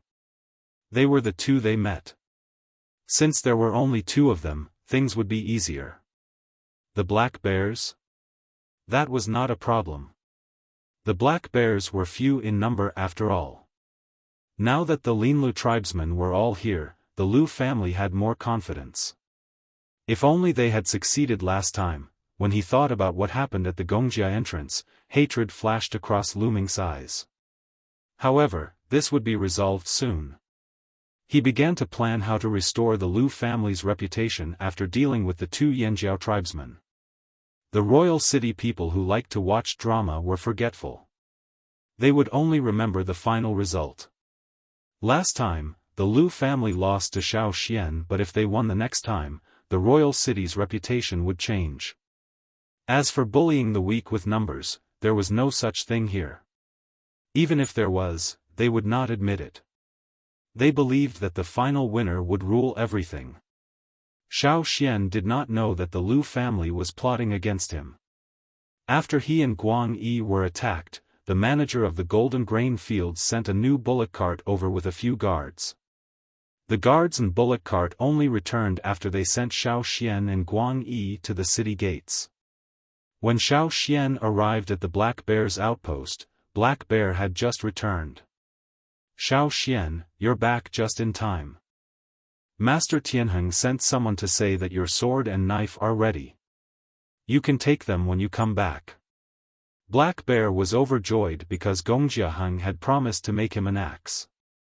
However, it would be delayed and the price would be higher. Black Bear had no objections. He was lucky enough to have Master Heng make him a weapon. Gold leaves were nothing. He could earn more if he didn't have them. It's ready? I was just thinking of getting a new sword. Xiaofan was overjoyed. His sword was chipped, so it was inconvenient to continue using it. It was a good time to get a new one. He was thinking that it would be great if there were good stones around so he could make a few more swords. He could polish the chipped sword and continue using it. Unfortunately, other than the good stones at the city gates, he did not see any good stones around. I've just finished my business. I'll go with you.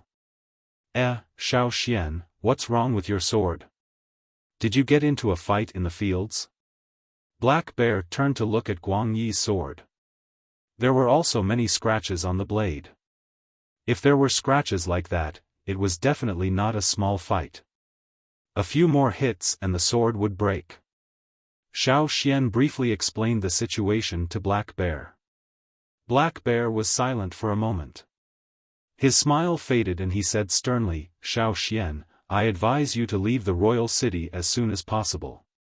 Almost all the people from the Linlu tribe have moved here. Once things settle down, I'm worried that they will attack you. Xiaofan, you don't know this, but while you were at the golden grain fields, some of our people managed to sneak in. If it weren't for the tight security, someone would have stolen our stuff. Especially the grain cellar and the crypt. Your grains are all in there. For the 1,000 grain gold, whispered Guang Yi. No, not completely. That's just one of the reasons. More importantly, you've been targeted. More things might happen in the future, said Black Bear. It was hard to find a chance to deal with Black Bear, but it was much easier to deal with Xiaofan. After all, Xiaofan did not have a place to stay here. Plus, he was alone. I understand. Xiaofan had already thought of this when he was attacked. Now that he had met Heng and learned about the 1,000 grain gold, it was time to leave. It was more dangerous to stay here. Why don't you leave tomorrow? Mauda was supposed to leave in 3 days, but since you're in trouble, you should leave earlier, said Black Bear. Thank you. Sai, you're welcome. I even used you to get some golden grains and met Master Heng. This is nothing. Black Bear chuckled. When Xiaofan arrived at Gongjia Heng's place to get the sword, Heng was busy in the forging room, so Xiaofan did not see him. However, Heng had already instructed his apprentices to bring him the sword and knife he had made. There were also a few decent weapons, all axes.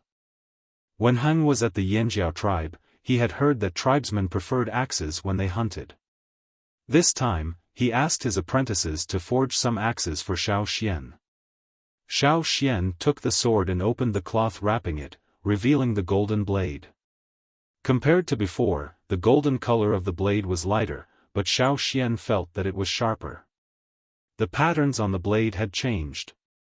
Within the golden blade, the silver lines were like flames. He tossed a piece of wood the apprentice handed him to test the sword. The blade flashed and the wood, as thick as a forearm, was easily cut in half. Do you still want to try rocks? Asked the apprentice expectantly. No need, I know what to do. Xiaofan put the sword away. After the modification, although the sword had been upgraded in all aspects, it might not be able to cut through rocks easily. Even if the blade was flawless, it would still be affected. For a sword like this, if the blade was damaged, it would be broken. If there was a chance in the future, Xiaofan wanted to forge a sword for himself. A knife would be even better. However, the tribe's core seed was on the other side of the sea, and the core seed here was controlled by the 6 major tribes. The Gongjia family would not let outsiders take advantage of them. He did not know when he could go back. Xiaofan sighed as he kept the sword. He asked Guang Yi, who was testing the knife next to him. How was it? Guang Yi's face was glowing. Very good. Thank Master Heng for me. Tell him that next time I have something good, I'll get the Black Bears to bring it over, Xiaofan said to the apprentice. Black Bear was overjoyed. Their trading party was the connection between the Yanjiao tribe and Gongjia Heng. They were happy to be this connection as they benefited greatly from it. After taking the things and thanking him, Xiaofan did not stay. Since they were leaving tomorrow, he should go back early to prepare. When he left the Gongjia residence, Ji Fang happened to be there. Xiaofan greeted him and continued walking. After all, he wasn't familiar with this person. Unexpectedly, Ji Fang called out to him. Wait. Ji Fang turned around. If there's nothing else, please don't stay in Royal City. It was not a warning but a reminder. Xiaofan and the other 2 understood. You're tuning into the Xiaofan's Wuxia Tales YouTube channel. Don't forget to subscribe and join us on this journey to catch the most captivating stories.